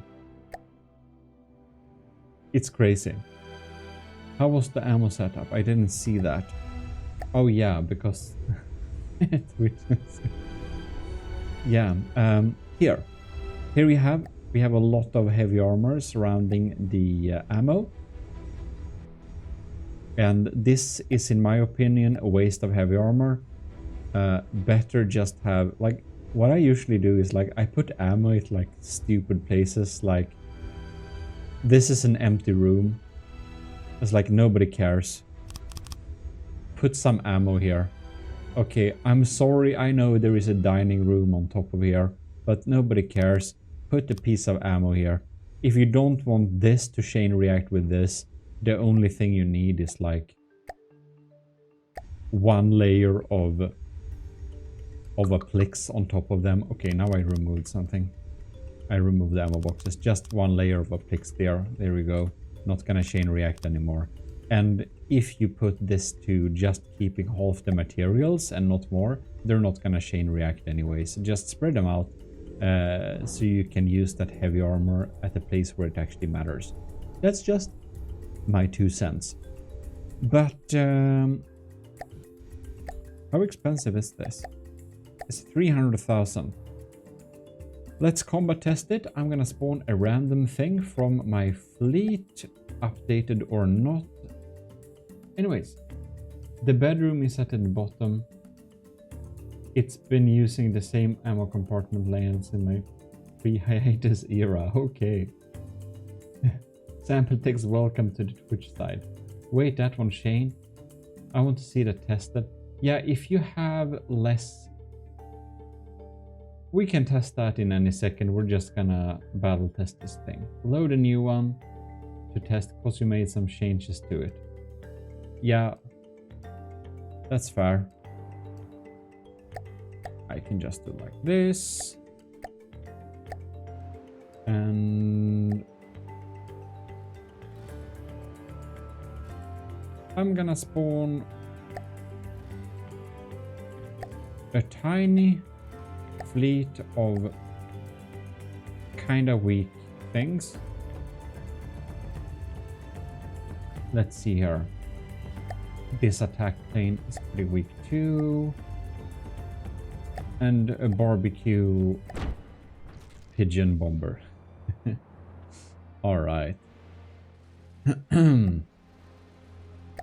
Going back to... Where are you? Pimp my ship. There you have it. Imperialis. On lightning hoods. Select a random faction. Alright. Missiles are being dropped. Attacking the poor barbecue bomber that's trying to get close with its flamers.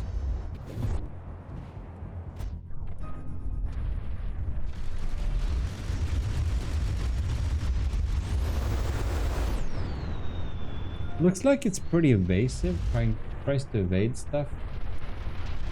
The missile ejection angle probably got messed up. Perhaps so.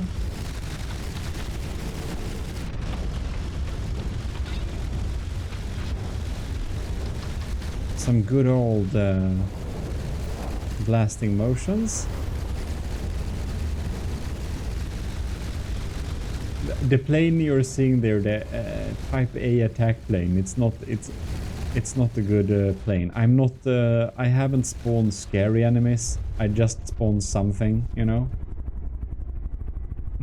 A couple of diff guns. This is like when this is not gonna survive long. As said, it's dead. We're at 100% here. Yeah. I wonder if the Merop's attack plane is alive. No, it died. How are you not dead? Excuse me, but how is the attack plane alive? Well, in any case, I'm gonna spawn something a bit closer to the coast. And now I don't really know. Maybe I should go to the Sword of the Ecclesiarch area, but I feel that might be a little bit... That might be a little bit evil, because the thing I know has a similar cost is a little bit min-maxed. But yeah, let's do it. Let's put it through a pretty hard test. If it does have the similar cost. Right. Here we have it. The Renovateur class light cruiser at 300k almost. Oh, now I spawned it a little bit into the waters. No, you spawned it on the wrong team. That's not the right thing to do. My team. Right. The thing isn't bad. It's not. It's just not that good. I wanted it to be hard, but it didn't make the cut. I think this is to be considered hard. It's totally unprotected from EMP. So if you have anything EMP on there, you have a good chance. But we are bringing the sandblaster strategies, and it's also a sea-based craft. Yeah, the Renovateur is pretty hardcore. Backbone of the fleet. It doesn't use an EMP. Well, okay. I was talking about the little plane.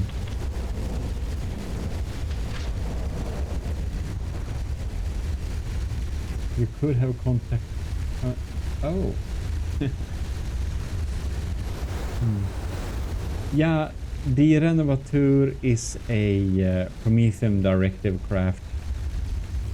Oh, looks like the Imperialis has actually managed to cut down a good bit of the materials here in the Renovateur.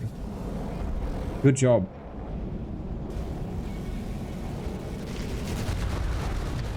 It uses sandblasters, and I should totally pause the game or slow it down a good bit when we have an incoming missile. Oh, there you could see they are going. These are my little I don't know if they're gonna hit anything now. But next time we have a missile incoming,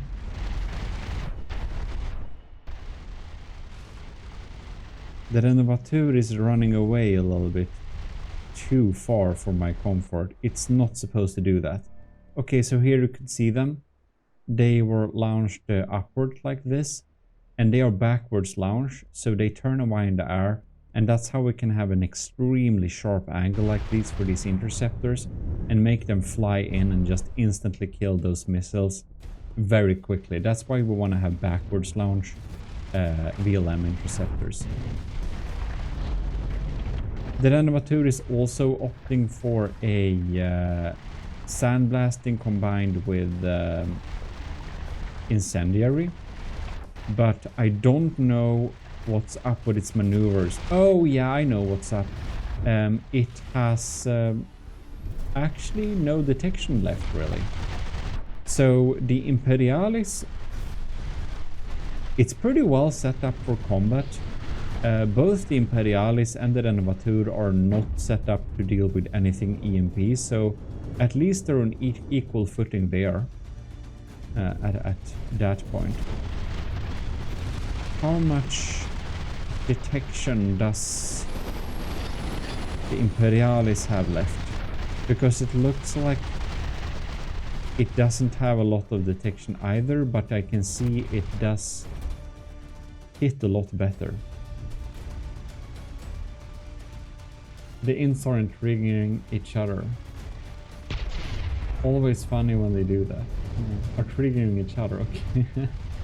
Yeah, the Imperialis is breaded to sit at 1.5 kilometer away. Detection is deco hidden. Okay, those golden turrets on the top and bottom are detection. You got it.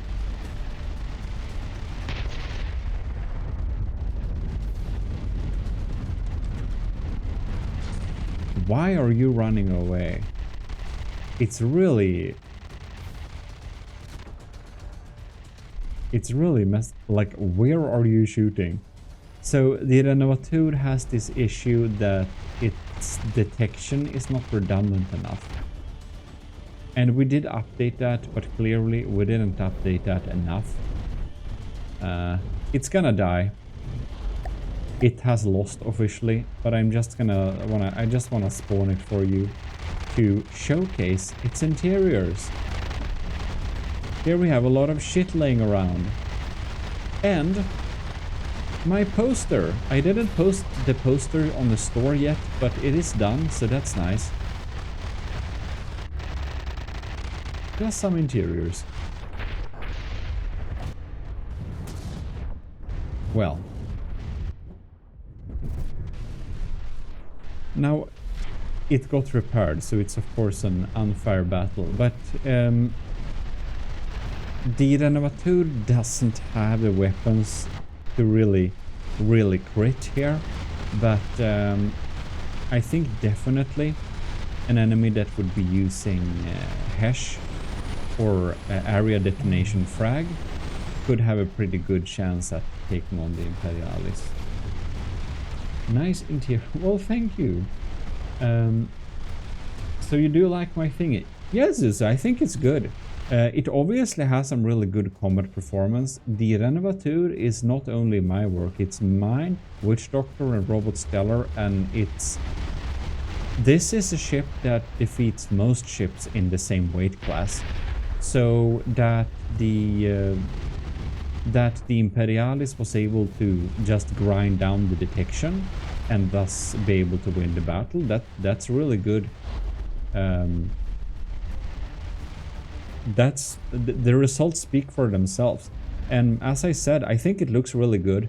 And this is Pimp My Ship, so if you provide a really good ship with really good interiors, I'm going to tell you how you can improve it even more, even if it's good.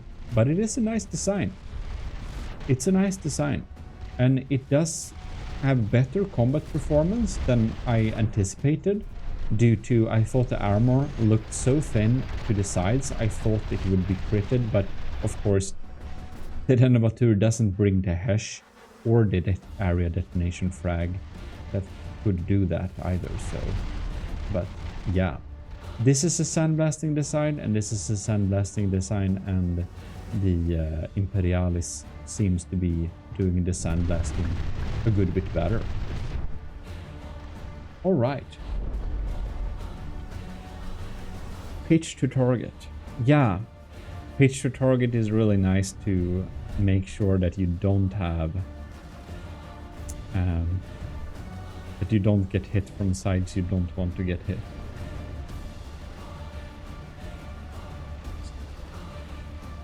Very nice for 3000k. Looks like smart build. Maybe it's a French build.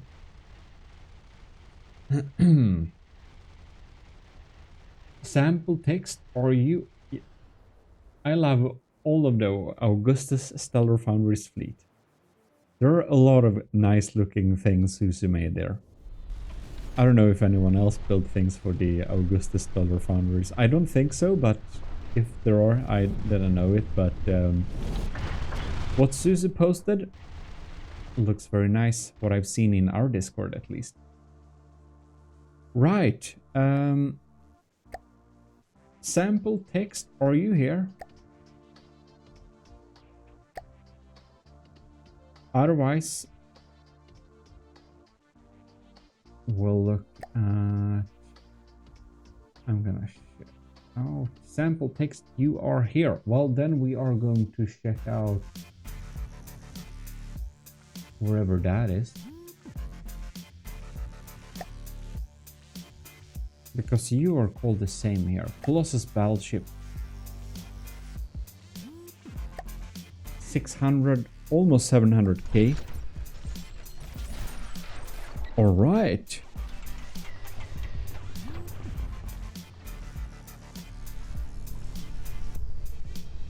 Looks like a Toblerone.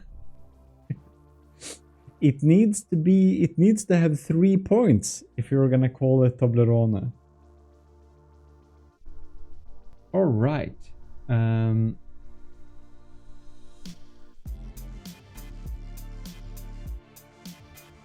Let me see here. How was the armor setup? I didn't see that because... Well... But what? It looks like... I'm looking at old chat. What the hell?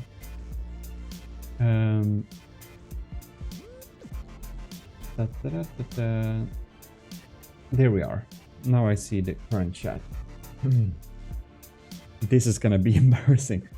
It's my first attempt at the battleship. Well, if it's your first attempt at your battleship, you know, I don't think you should be embarrassed.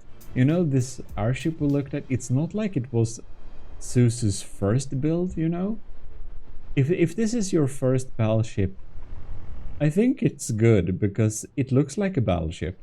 And a lot of people's first battleships does not look like battleships.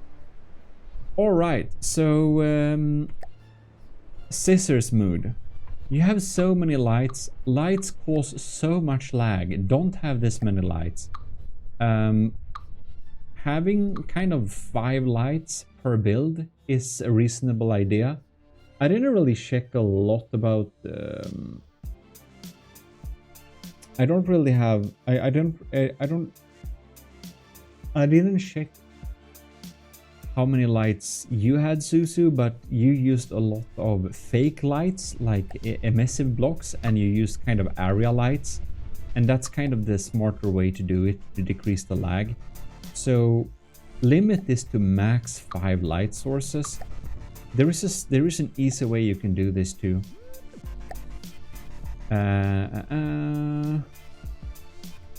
Light, I can't spell. Light fitting. And then we just pause the game.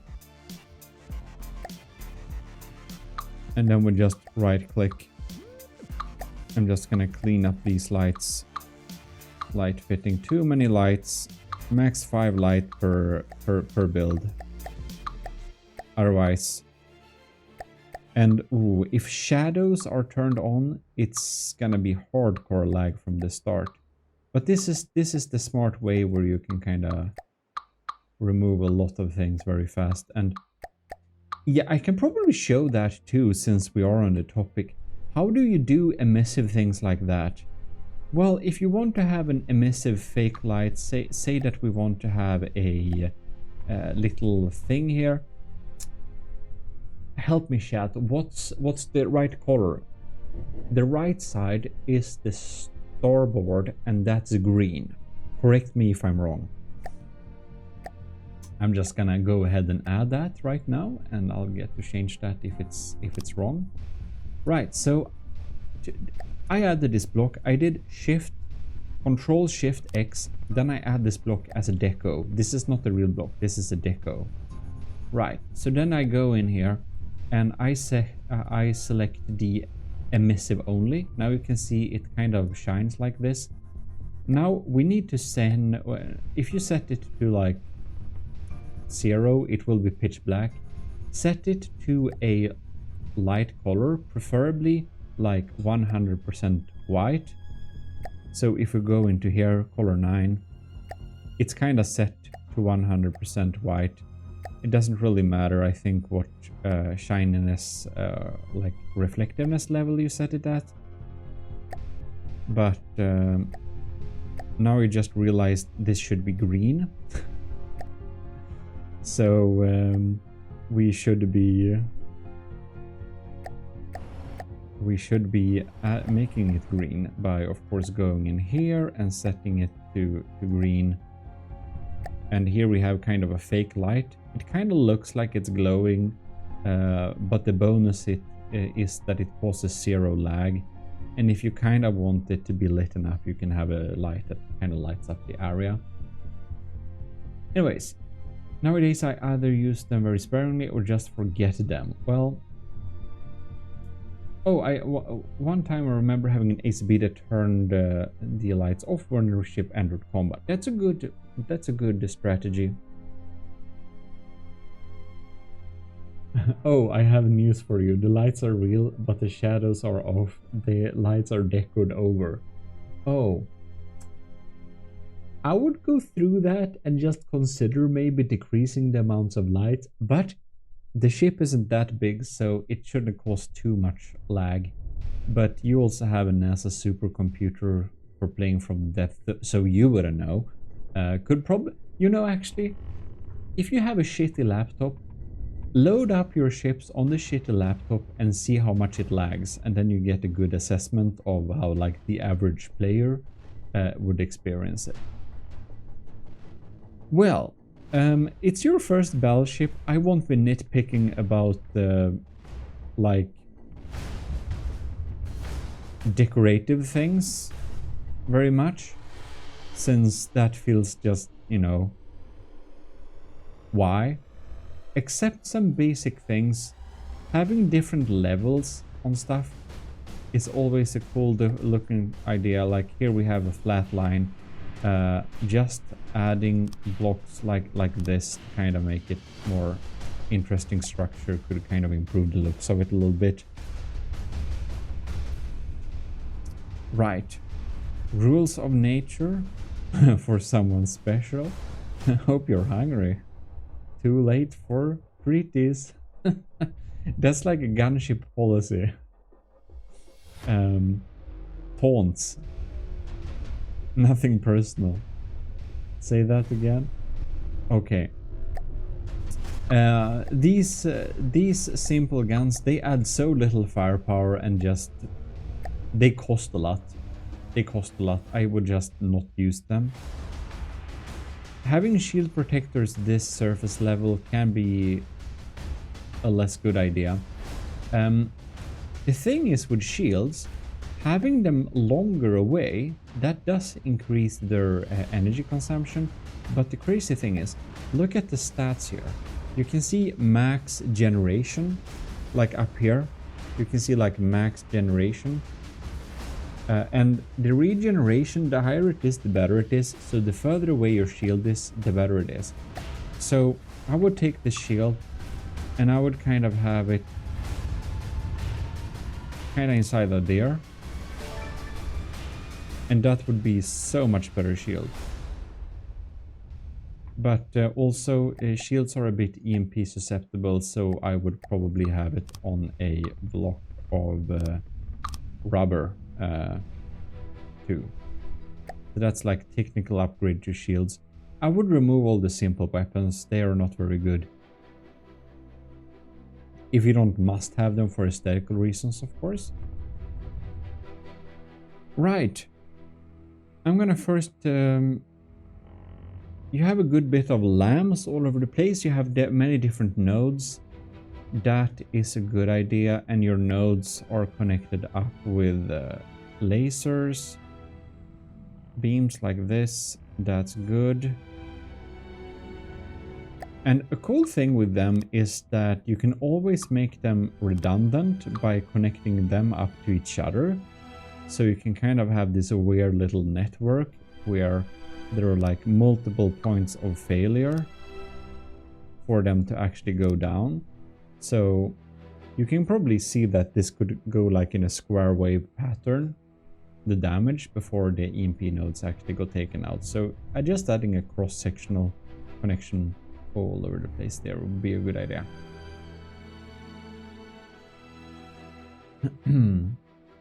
All right. These turrets are rather square. They're very squarey. And that's a good thing to keep in mind here, that square turrets like this, they will take the damage dead on. So if they were a little bit pointy,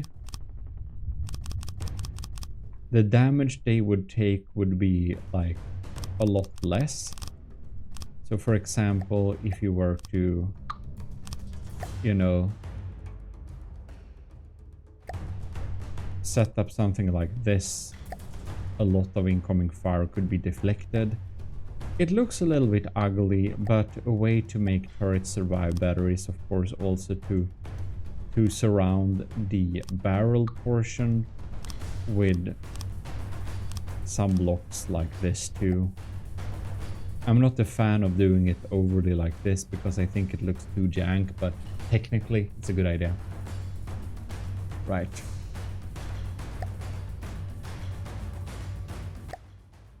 I'm just gonna remove enemy vehicles because I'm a little bit tired on the bell music now. Okay. Closer shields are better. The number per second thing is just saying how long it takes to charge back up from 0. Yeah. Wait, what? No. I think you're wrong, Artie. I think you're very wrong. But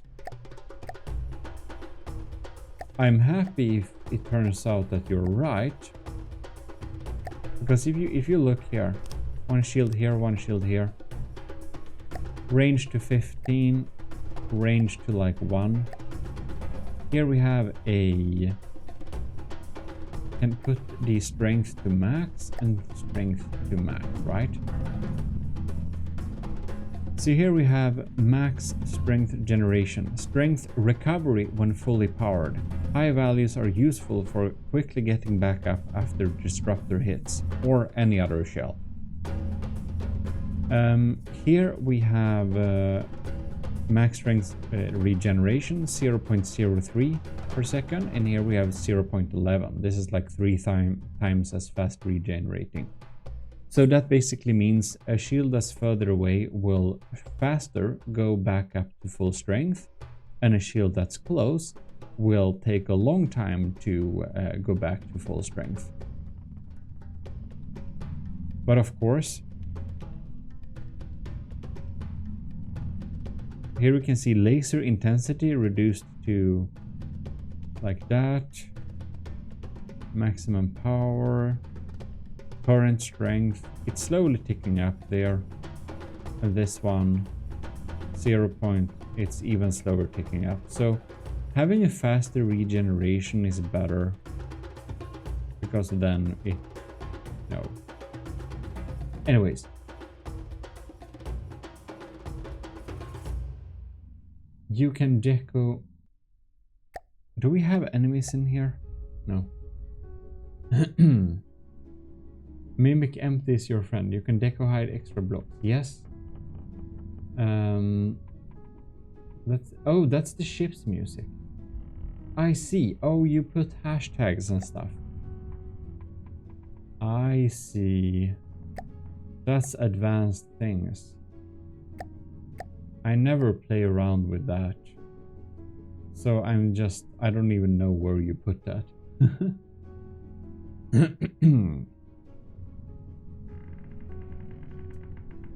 But also the further away the shield, it needs more power. Yeah, but if you're gonna use shields for really expensive ships, they should be max width, max height, max power, and the most extreme angle you can have them at.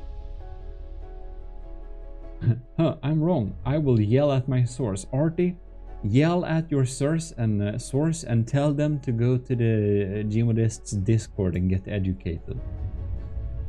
But seriously, I don't have time to answer a lot of the questions in the gmodists Discord, but in our From the Depth help channel, there are some really skilled people there. A lot of them are a lot more skilled than me, and they tend to answer your questions very fast. So if you have any From the Depth question, ask in our From the Depth help section in our gmodists Discord.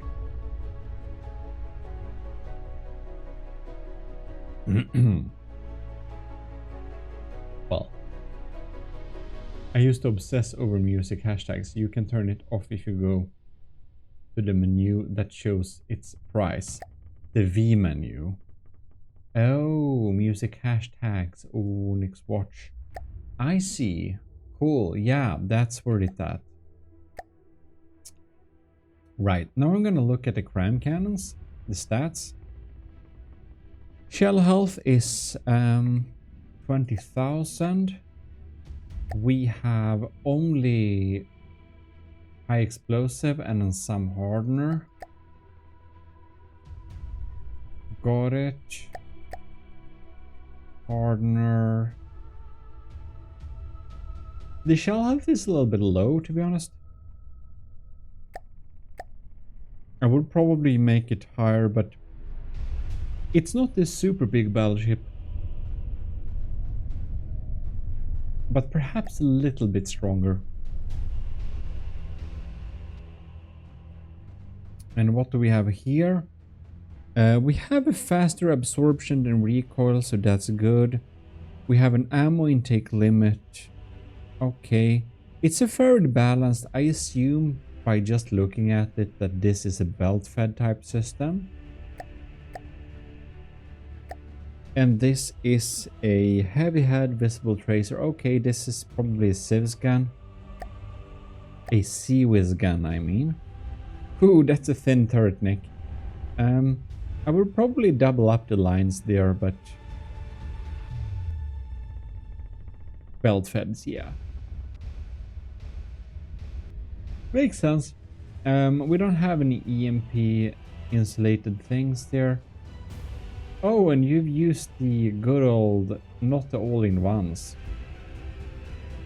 Well, you don't have to use the all-in-ones. I didn't actually know they connected to each other like this. That's actually news to me. Cool. Well, that will make it cheaper.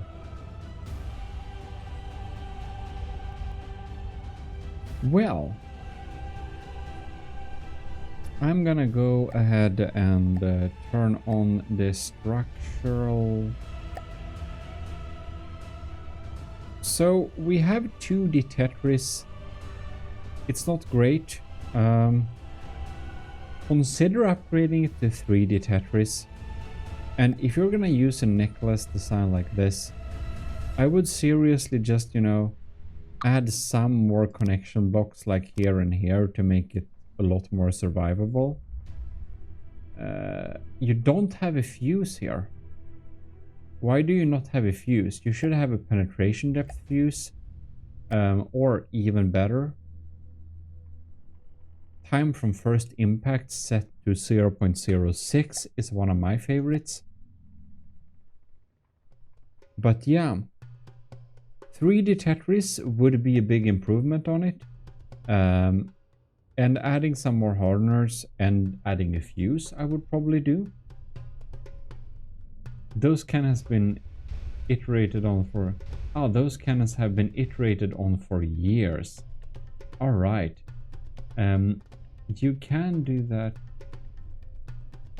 We can do what with one of the ship menus actually?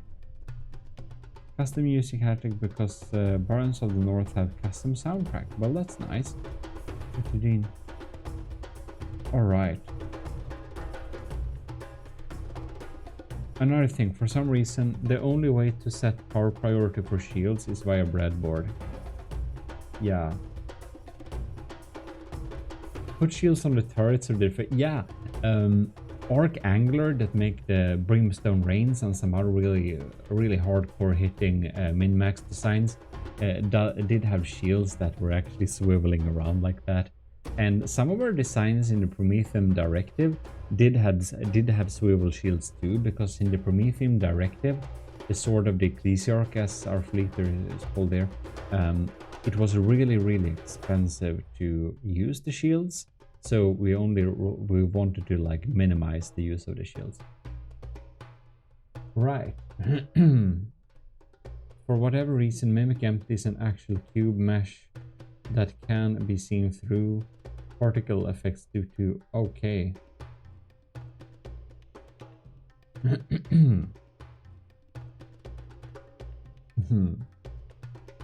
If I recall, those are Mammoth 4 or Mammoth 5 cannons. You know, I see a lot of side-by-side turrets, but I rarely ever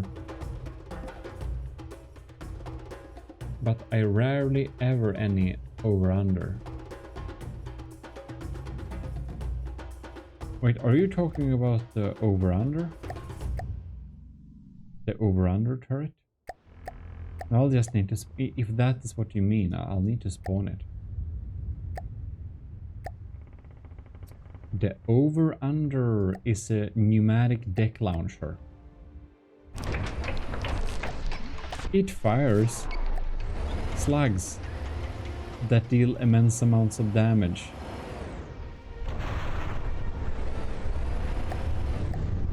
It doesn't want to fire because it's nice with failsafes. Well, I'm not gonna fire at us then, but yeah, it's firing dead slugs. Anyways, I mean as in turrets with the turret barrels vertically. Oh, like mortars. Let's check out those missiles too, here. Variable thruster, fin fuel tank, explosive and active radar seeker. These are probably not gonna hit very often. What you wanna do to make this hit is take this fuel tank, throw it to the trash bin, replace it with an APN guidance, because the APN guidance is, as you can see when you hover over it, 99.22% free space. which basically means you can have an APN guidance and still basically have the same fuel levels you had before.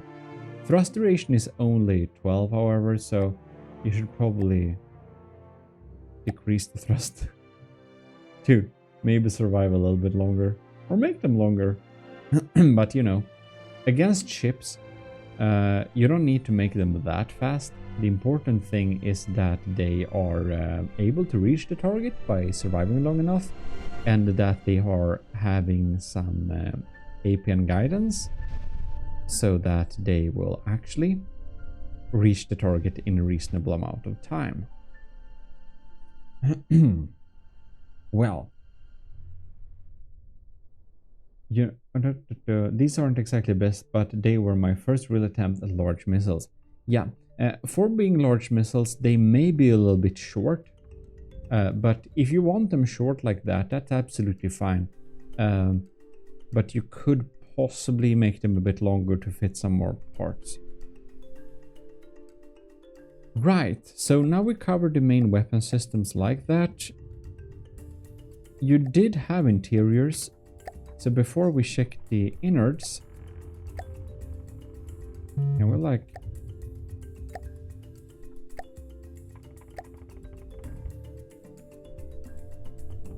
hello? Okay, now. Let's go down here and check. Oh, look at that. Backstory of the captains. That's very nice. I like that. I won't read the entire backstory because I think, or could be fun sometimes. I just don't feel like reading a block of text right now. That's the only reason, literally. Now, I messed up this interiors here a little bit. Yeah. You know, you have interiors, and they are obviously thought out to be proper interiors. Oh, if you want your stairs to be like nice stairs, there is the stacked stairs option. That's kind of the reason why we have stacked stairs, so that we can kind of, so you don't have to build a block like that. You can use the stacked stairs. But you actually have interiors, and a lot of ships doesn't even have interiors, and I think this looks nice. It's nice. And oh, I like this. I like that you have some dialogue text here, and you have a Mac Walrus joint. That's kind of funny. Brewing. Perfect, smörgåstårta. You're not watching someone who can pronounce that correctly every time. One in a case. I think it looks nice. You actually got proper interiors, you know. That's more than most ships have. Even if it's not super decorated like the one from Zuzu we looked at. You have a lot of like stories written there, and you know. I love that we have a usable bed. That's nice. Okay. And I guess it's been mirrored like that. For fun, John, add titles.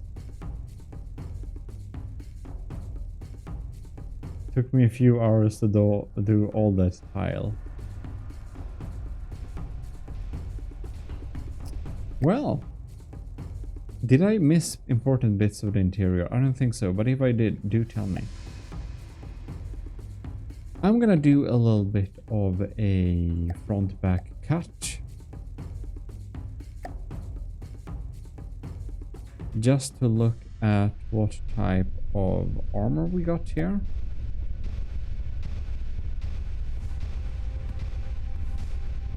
Alright, so we do have a good bit of pole armor. Pole armor can be a compact option around the turrets. You do have a layer of spall liner there. That does help. if I would nitpick a little bit, I would actually make this line of the armor be full wooden blocks so that you'll get some more passive float. And then I would remove this part of the pole armor and I would actually leave a empty space here. And then I would use alloy or metal and add slopes like this, because then you have double layer of metal and that would be the best cheapest armor, the best cheap armor in the game, or the best cost-effective best armor. And then backing that up by a layer of wood gives you health points, gives you float, and also makes shells less scary. This area could be backed up by a layer of wood, or if you have the float, metal, or if you just need more armor, alloy. And the reason why we want a pure, like full airspace here, that is because we want to limit the penetration capability of thump damage, impact packs, the smashers, and also plasma. Right, Susu. Well, thanks for joining us here. And yeah, you're welcome. Fun to look at. And see you in future. Pimp my ships too. Also, if you want to just use a layer of sheep material, use one transition block that's 5 meters long. Yeah, that's right. If you want the maximum health point bonus, the 4 meter offset block is the thing you want to use, of course, but that feels like next level min-maxing, right?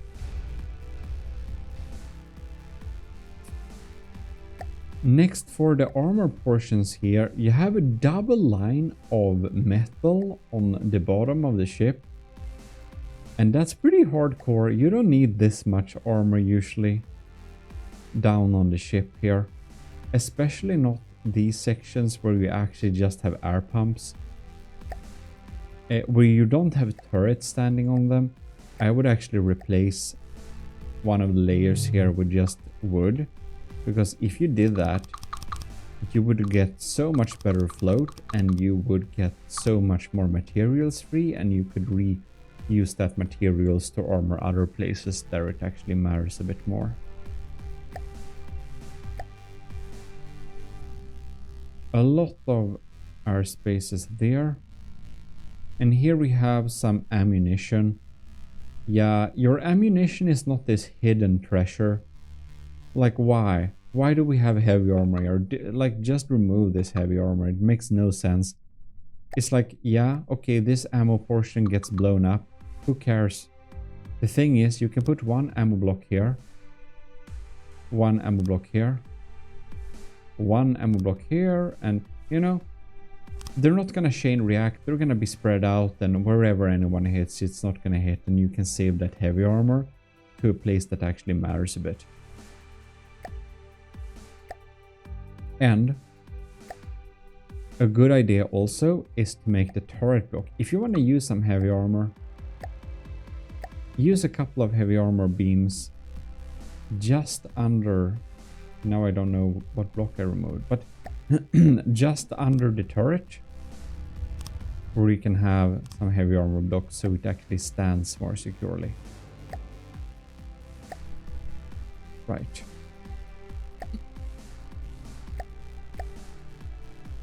I think we're gonna do a top-down cut too.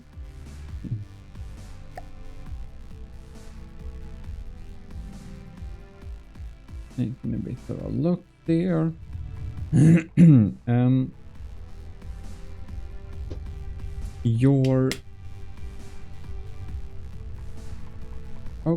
Your lasers systems down here,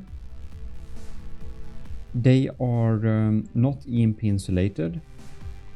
The pump portions need to be EMP insulated if you want them to be protected, but you don't have a super big and expensive laser system, and you do have them at different places, so it's not like that vital. But if you want to EMP secure things, you should totally do that with them.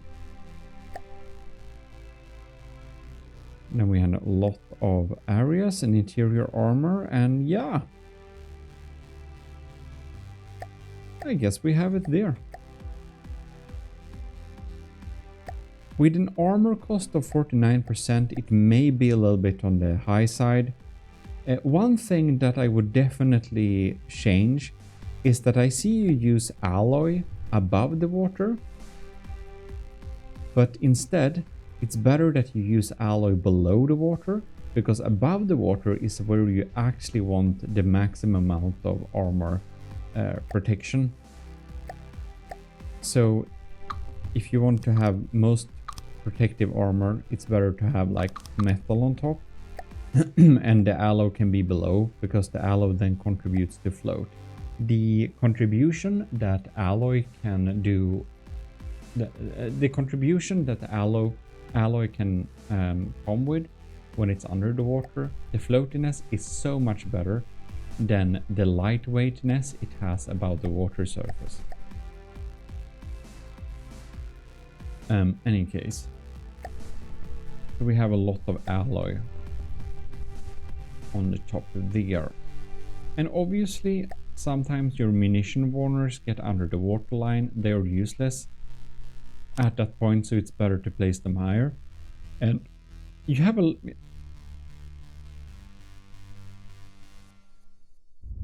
decent amount of redundancy when it comes to the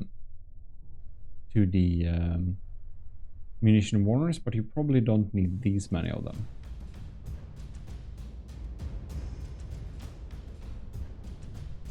Here you have the opportunity to make a really nice big like deco trick. You can have like one of these. You can mimic this over and you can like resize it. And okay, it didn't look as good as it did in my head, but maybe individual small ones is better, but nevertheless. If you want to have missile interceptors, you probably can make them a lot shorter, because then the reload time will be shorter and they will still do the same damage. Azipods can be a good idea to make it maneuver a lot faster. But other than that, I guess that are my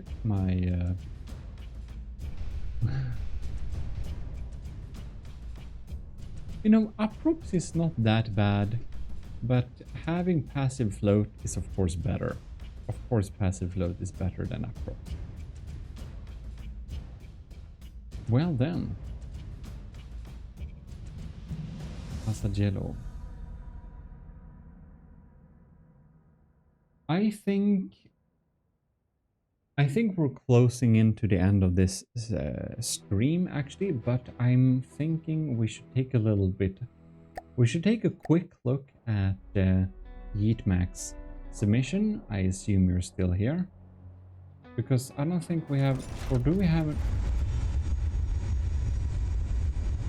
If not, of course,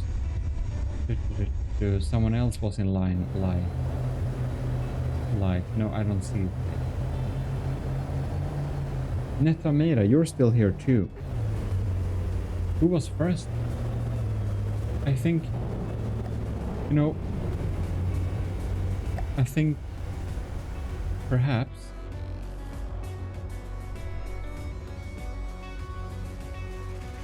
I downloaded the YY man. I downloaded your thing. Oh damn. More textures active. Okay. Thank you. I will now override your previous edition, and we're gonna check it a little bit quickly.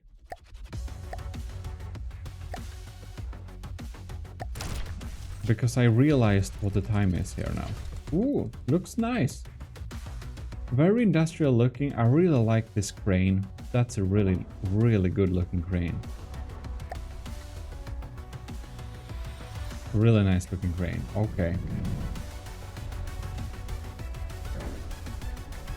And We can do a more full and more detailed review later, but you wanted some things, some tips on the function of it, if I recall correctly. So I can quickly give you some tips on functioning that possibly could help a little bit, yeah? Right. Yeah, Sample Text Colossus class is due for a refit, but I hope that the tips I could come with will be helpful for you to do that. Fully modded block and tackle with a crane would be great. Yeah. Here we have missile interceptor. You know, pretty basic. Can of course be better if you use the what is it? Turning thruster. We do have possibly too many light sources. I don't know how many you have inside, but we do have a good couple of them there. I'm needing to just check out 500,000 half armor cost. I'm just gonna do a quick view of the internals. Yeah, I use this trick very often too. These are interconnected. That is good. That's a solid design. Looks like your battery is... It doesn't connect with anything. No, the battery seems to be fully EMP protected. You do have some surge protectors. All the surge protectors are in the same place. Remember that surge protectors actually draw scary shit to them as well. So it can be a good idea to not embed surge protectors in your design like this, but perhaps actually putting them a bit further away, especially connected to metal blocks, so that they would go towards the surge, and of course heavy armor blocks, so that they would go towards the surge protector instead of going to this area you want to protect, because they will choose to go towards the surge protector instead, and then it can be a bad idea to implement surge protectors with your things that you want to save, because if you don't, if you put them in the bundle, a big EMP surge may come here, kill the surge protector, then kill this system. So they're really good for leading things away. Okay. Now we have a steam system inside this little thing here. Yeah.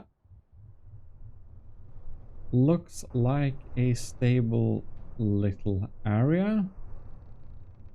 Looks like it's fine.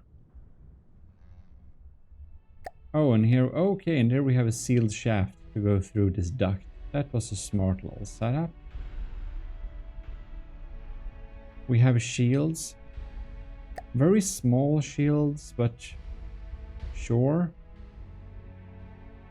And if this breaks, it will provide a death beam through the design, so you could potentially kill your output for the steam there, but it seems to be well thought out where they are placed. It doesn't seem that they will crit you, or will they? Yeah.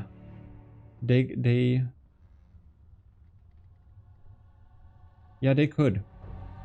So if this particular pipe breaks around here,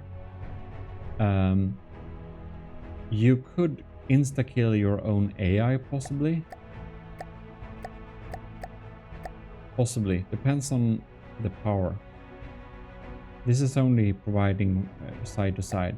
The thing with the era is that it's really stupid, but it's actually better to do backstacked era, so that the era is faced towards the enemy like this, because when something hits this red area, that would be an armor, the shell will be instantly deleted, and the era would be like detonated from the other side. It's a weird way. It's really jank, but if you turn it around, it would be yeah, better.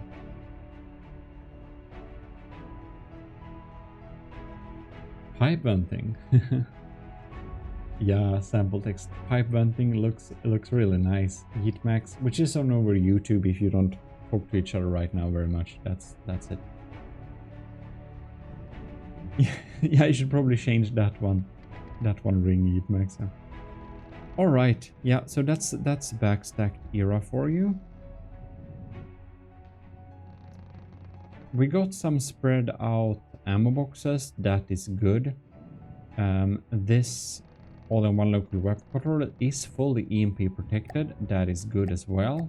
Standing on heavy armor, also good. Let's see here what type of... You got incendiary and frag here.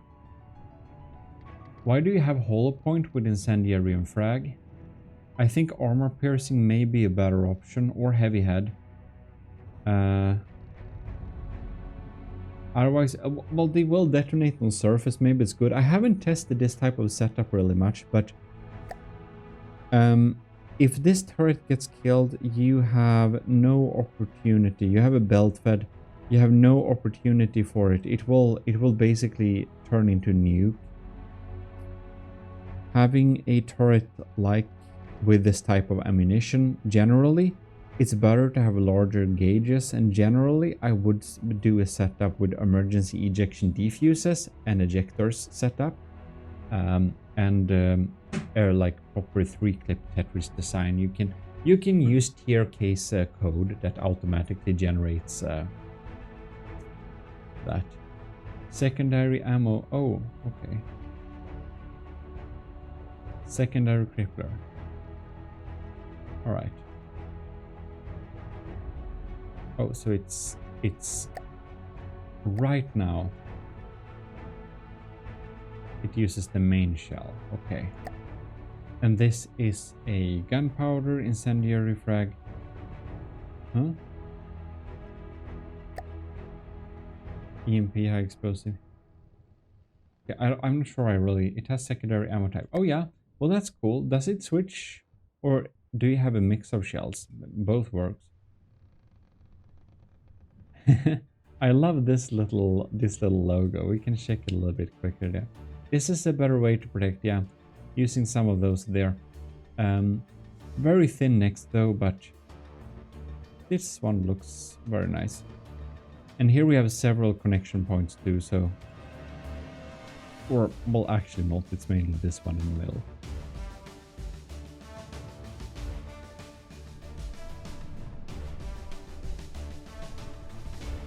Looks pretty solid. Now we can do a quick little view of the interior, but I think we may need to return to it a bit later, just giving you a few tips that you may or may not want to use. But this turret is gonna turn into real nuke when it gets damaged. That I can say. Also, if this missile controller does not have its own weapons computer, like its own local weapon controller, it may cause some issues in aiming. So if you add weapons on weapons, each of the weapons should have their own local weapon controller to provide good aim points. Activator seater, fin frag, frag explosive, APN guidance, signal processor. Yeah, looks like a decent setup. Seem to be okay setup. Right. Awesome little piles of stuff. That's always good to have. Well, the interior looks really, really good with just a fast sweep. I feel we should return to this later since I don't have so much more time. But looking real good. Just a mess hall with a lot of forks. Coal for beds. Yeah, that looks actually very good. Simple but effective. Yeah. You do realize there is this block as well. I don't know if you do, but if you don't, here it. Yeah, you do. You definitely do. I just thought it looked like it was missing, but that's my opinion. Spinning around here, we have active radar tracker. That's a nice little design for a light using a massive texture. And oh, you did a really good job with the wiring here. This is next level. That's some beautiful cables. Definitely. With a quick assessment, unless they're deco hidden, it looks like you may have a little bit of a need to make more redundant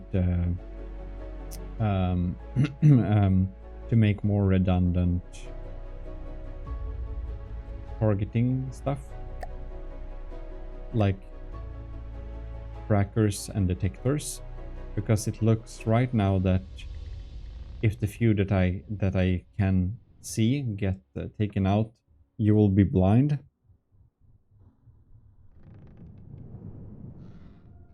If it's backtack, it will provide no protection against hash.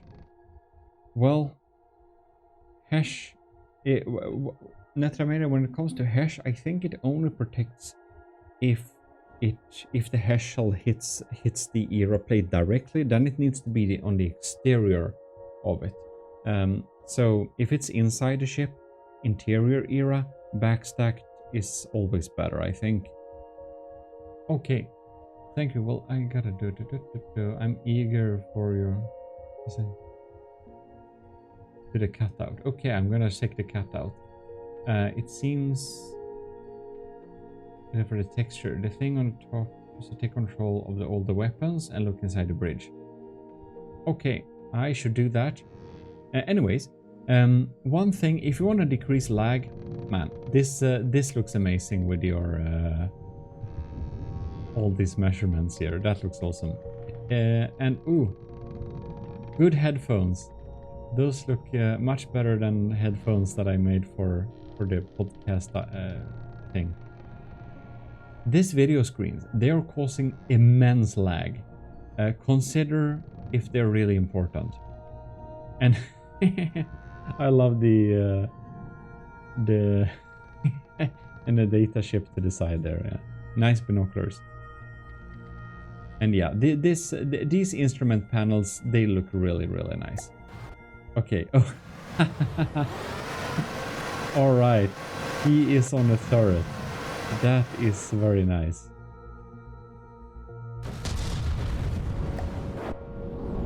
Nice. And he has detection. Okay, the video screens turn off in combat. Sometimes video screens has this super annoying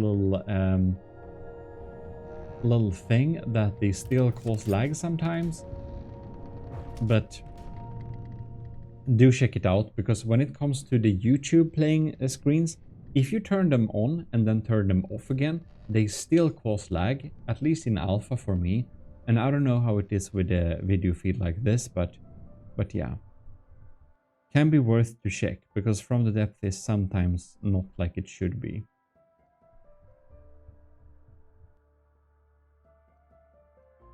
One thing I do want to test is what happens if we spawn. Yeah, it seemed to be flying up pretty smoothly. I just wanted to see that it landed and flying up. Because one thing that I did is that I changed the hold distance for the tractor beam when I have docked things, so that they actually extend the thing, that the hold distance is being extended in the first stage, and then they are released. That I usually do to make it not hit its own vehicle as often. Nice little tentacles, and now it gets docked there. Yeah, so there is some different things you can make the hold distance kind of at the delayed intervals in order to make it collide less often. I think this is all we have time. We can look at it a little bit more in the future, and I hope some of the tips has been useful so far. But I did forget now that I need to check the left-right cut. Yeah, we have some good hash protection from the top there.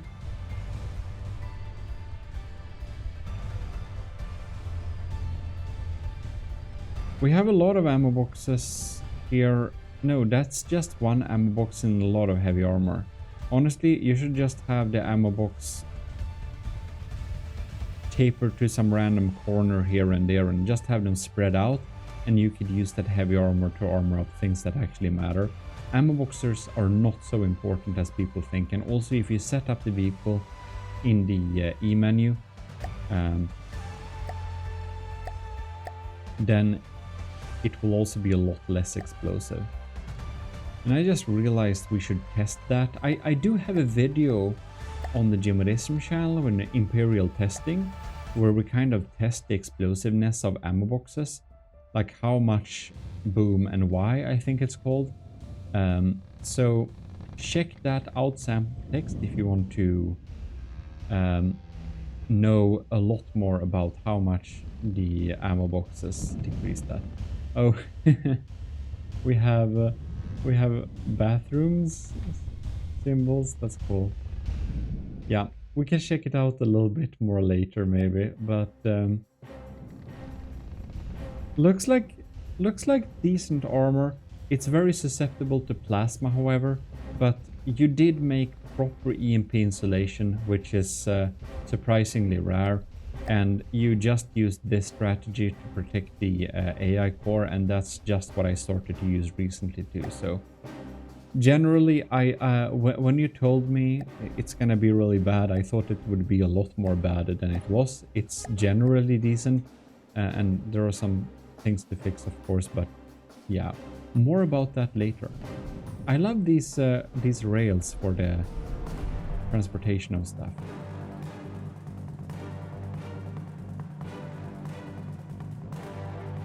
Yes, I think that will be it. For everyone who has been joining this little stream, thanks a lot for tuning in. I hope it was enjoyable.